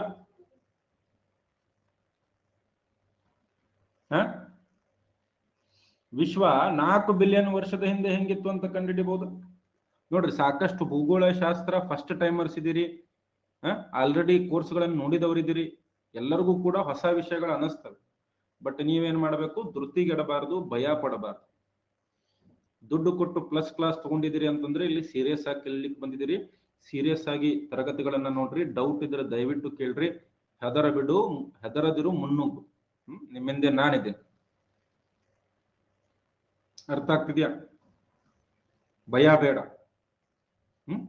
ಎಷ್ಟು ಜನ ಫಸ್ಟ್ ಟೈಮ್ ಇದ್ದೀರಿ? ಎಲ್ಲರೂ SR01 ಅಂತ ಬರ್ರಿ. ಫಸ್ಟ್ ಟೈಮ್ ಇದ್ದವರು SR01 ಅಂತ ಬರ್ರಿ. ಸೆಕೆಂಡ್ ಟೈಮ್ ಇದ್ದವರು SR02 ಅಂತ ಬರ್ರಿ.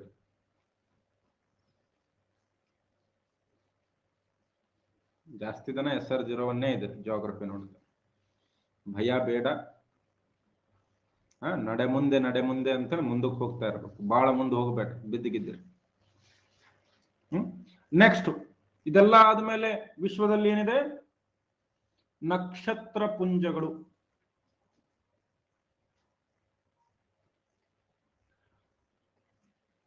ಗ್ಯಾಲಕ್ಸೀಸ್. ಇಷ್ಟೆಲ್ಲ ಆದ್ಮೇಲೆ ಏನಿದೆ? ಗ್ಯಾಲಕ್ಸೀಸ್ ಇದೆ. ಗ್ಯಾಲಕ್ಸಿ ಅಂದ್ರೆ ಏನು? What is a galaxy? What is a Galaxy?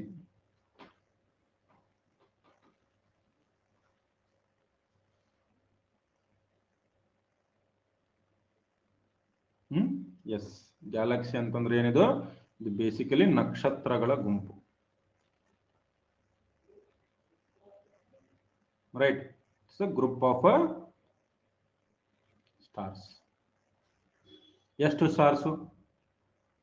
ಸುಮಾರು 100 ಬಿಲಿಯನ್ಗಿಂತ ಹೆಚ್ಚಿನ ನಕ್ಷತ್ರಗಳು.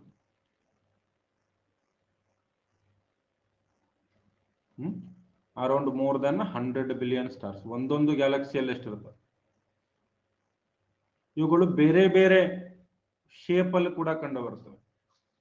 ಇವುಗಳ ವಿಧಗಳನ್ನ ನಾವು ನೋಡೋದಾದ್ರೆ, ಟೈಪ್ಸ್ ನೋಡೋದಾದ್ರೆ, ಎಷ್ಟು ಟೈಪ್ ಅಲ್ಲಿ ಇವು ಕಂಡು ಬರ್ತವೆ? How many types are there? ಮೊದಲನೇದಾಗಿ ಇವುಗಳ ಆಕಾರವನ್ನ ನೋಡಿ ನಾವು ಮೊದಲನೇದಾಗಿ ಏನಂತ ಹೇಳ್ಬೋದು? ಎಲಿಪ್ಟಿಕಲ್ ಅಥವಾ ಅಂಡಾಕಾರ. ಅಂಡಾಕಾರ ಅಂತಂದ್ರೆ ಯಾವುವು? ಈ ಶೇಪ್ ಅಲ್ಲಿ ಇರ್ತವೆ, ಮೊಟ್ಟೆ ಶೇಪ್ ಅಲ್ಲಿ. ಎರಡನೇದಾಗಿ ಯಾವುದು? ಸ್ಪೈರಲ್. ಸ್ಪೈರಲ್ ಅಂದ್ರೆ ಏನು ಕನ್ನಡದಲ್ಲಿ? ಸುರುಳಿ ಆಕಾರ. ಸುರುಳಿ ಆಕಾರ ಅಂತಂದ್ರೆ ಯಾವುದು? ಈ ರೀತಿ ಇರ್ತವೆ. ಇನ್ನು ಮೂರನೇದಾಗಿ ಏನು? ಮೂರನೇದಾಗಿ ಇರ್ರೆಗ್ಯುಲರ್, ಅನಿಯಮಿತ. ಅವು ಹೆಂಗ್ ಬೇಕಾದಂಗೆ ಇರ್ತವೆ, ಅನಿಯಮಿತ, ಬೇರೆ. ಸೊ ಎಷ್ಟು ರೀತಿಯ ನಾವು ನಕ್ಷತ್ರಗಳನ್ನ ನೋಡಬಹುದು? ಅಂಡಾಕಾರ, ಸುರುಳಿ ಆಕಾರ, ಅನಿಯಮಿತ. ಅಂಡಾಕಾರ, ಸುರುಳಿ ಆಕಾರ, ಅನಿಯಮಿತ. There are 3 types of galaxies based on their shape. First one is elliptical, second one is spiral, third one is irregular. ಹಾಗಾದ್ರೆ ನಮ್ದು ಯಾವುದು? ಹಮಾರಾ ಕೌನ್ ಸಾ ಹೈ? ನಮ್ಮ ನಕ್ಷತ್ರ ಪುಂಜ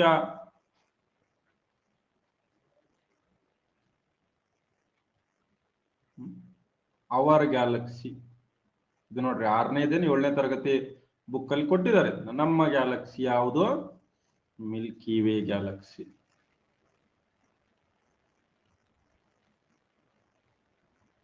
ಅಥವಾ ಯಾವುದು? ಕ್ಷೀರಪಥ ಅಥವಾ ಹಾಲು ಹಾದಿ.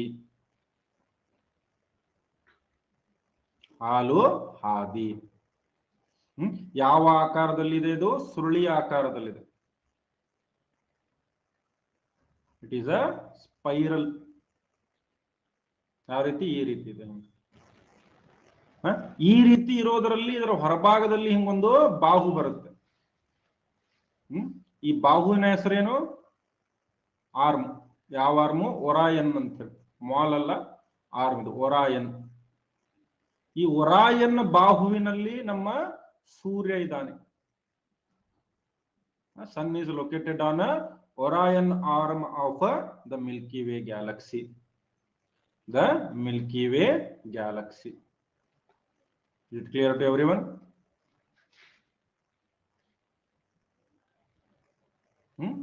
ಇವುಗಳ ವರ್ಗೀಕರಣವನ್ನ ಮಾಡಿದವರು ಎಡ್ವಿನ್ ಹಬಲ್. ರೈಟ್. ವರ್ಗೀಕರಣ ಮಾಡಿದವರು ಯಾರು? ಮಾಡಿದವರು ಕ್ಲಾಸಿಫಿಕೇಶನ್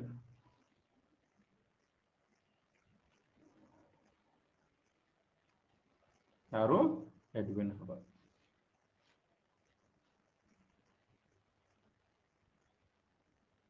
ರೈಟ್. ಆಮೇಲೆ ನೋಡ್ರಿ, ಪ್ರತಿಯೊಂದು ಗ್ಯಾಲಕ್ಸಿ, ಪ್ರತಿಯೊಂದು ಆಕಾಶಕಾಯದ ಮಧ್ಯದಲ್ಲಿ ಏನಿರ್ತದೆ?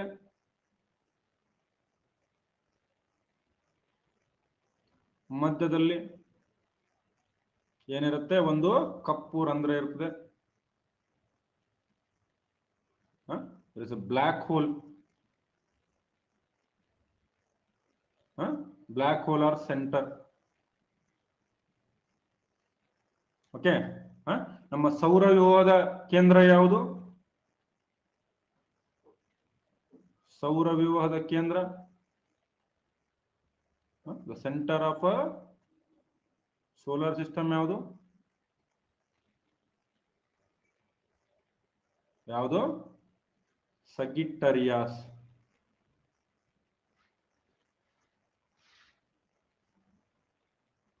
ಯಾಕಂತಂದ್ರ ಅದು ನಿರ್ಮಾಣ ಆಗೋದ್ರ ಜೊತೆಗೆ ನಾಶ ಕೂಡ ಆಗ್ಬೇಕಲ್ಲ. ಕೇಂದ್ರದ ಒಳಗಡೆನೆ ನಾಶ ಆಗುತ್ತೆ. ರೈಟ್. ಕೇಂದ್ರದ ಒಳಗಡೆನೆ ನಾಶ ಆಗ್ಬೇಕು. ಕೊನೆಗೆ ಸೂರ್ಯ ಕೂಡ ಹಂಗೆ ಹೋಗ್ಬೇಕು, ಅಲ್ಲೇ ಒಳಗಡೆನೆ ಹೋಗ್ಬೇಕು.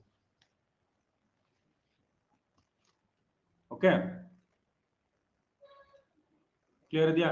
ಇನ್ನು ನಮಗೆ ಅತ್ಯಂತ ಹತ್ತಿರದ ನಕ್ಷತ್ರ ಪುಂಜ, ನಮ್ಮ ಮಿಲ್ಕಿ ವೇಗೆ ಅತ್ಯಂತ ಹತ್ತಿರದ ನಕ್ಷತ್ರ ಪುಂಜ ಯಾವುದು? Nearest Galaxy. ತೋರಿಸ್ತೀನಿ, ಡಯಾಗ್ರಾಮ್ ತೋರಿಸ್ತೀನಿ. ಯಾವುದು? Very good, Andromeda. Andromeda. Okay, ಬರ್ಕೊಳ್ರಿ ಬೇಗ. ಸೌರವ್ಯೂಹದ ಕೇಂದ್ರ ಯಾವುದು? ಸಗಿಟ್ಟರಿಯಾಸ್. ಸಗಿಟ್ಟರಿಯಾಸ್. ಅಷ್ಟೇ, ಸಿಂಪಲ್.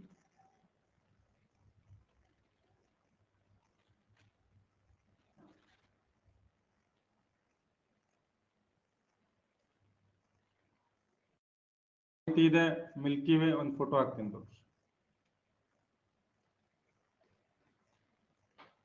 ಡೈಗ್ರಾಮ್ ಹೇಳಿ ಸರ್ ಅಂದ್ರೆ ಏನ್ ಹೇಳಿ? ಡೈಗ್ರಾಮ್ ತೋರಿಸಿ ಅಂತ ಅನ್ಬೇಕು. ಡೈಗ್ರಾಮ್ ಹೆಂಗ್ ಹೇಳಕ್ ಬರುತ್ತ? M M M M. ಇಲ್ಲಿ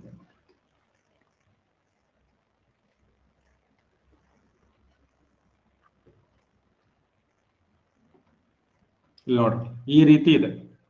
ನಮ್ಮ ಸೂರ್ಯ ಇಲ್ಲಿ ಕಂಡು ಬರ್ತಾನೆ ನೋಡ್ರಿ. ಇಲ್ಲಿ ಈ ಭಾಗದಲ್ಲಿ ಇಲ್ಲಿ ಒರಾಯನ್ ಆರಂಭ ಬರುತ್ತೆ. ಇಲ್ಲಿ ಒರಾಯನ್ ಆರಂಭ ಬರುತ್ತೆ. ಈ ಒಂದು ಭಾಗದಲ್ಲಿ ಸೂರ್ಯ ಇದ್ದಾನೆ, ಒರಾಯನ್ ಬಾಹು.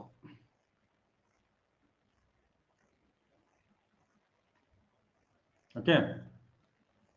ಸಗಿಟ್ಟರಿಯನ್ ಅದು ಸೌರವ್ಯೂಹದ ಕೇಂದ್ರ. ಅದು ಅತ್ಯಂತ ಹೆಚ್ಚು ಗುರುತ್ವಾಕರ್ಷಣೆಯನ್ನ ಹೊಂದಿರತಕ್ಕಂತ ಕೇಂದ್ರ.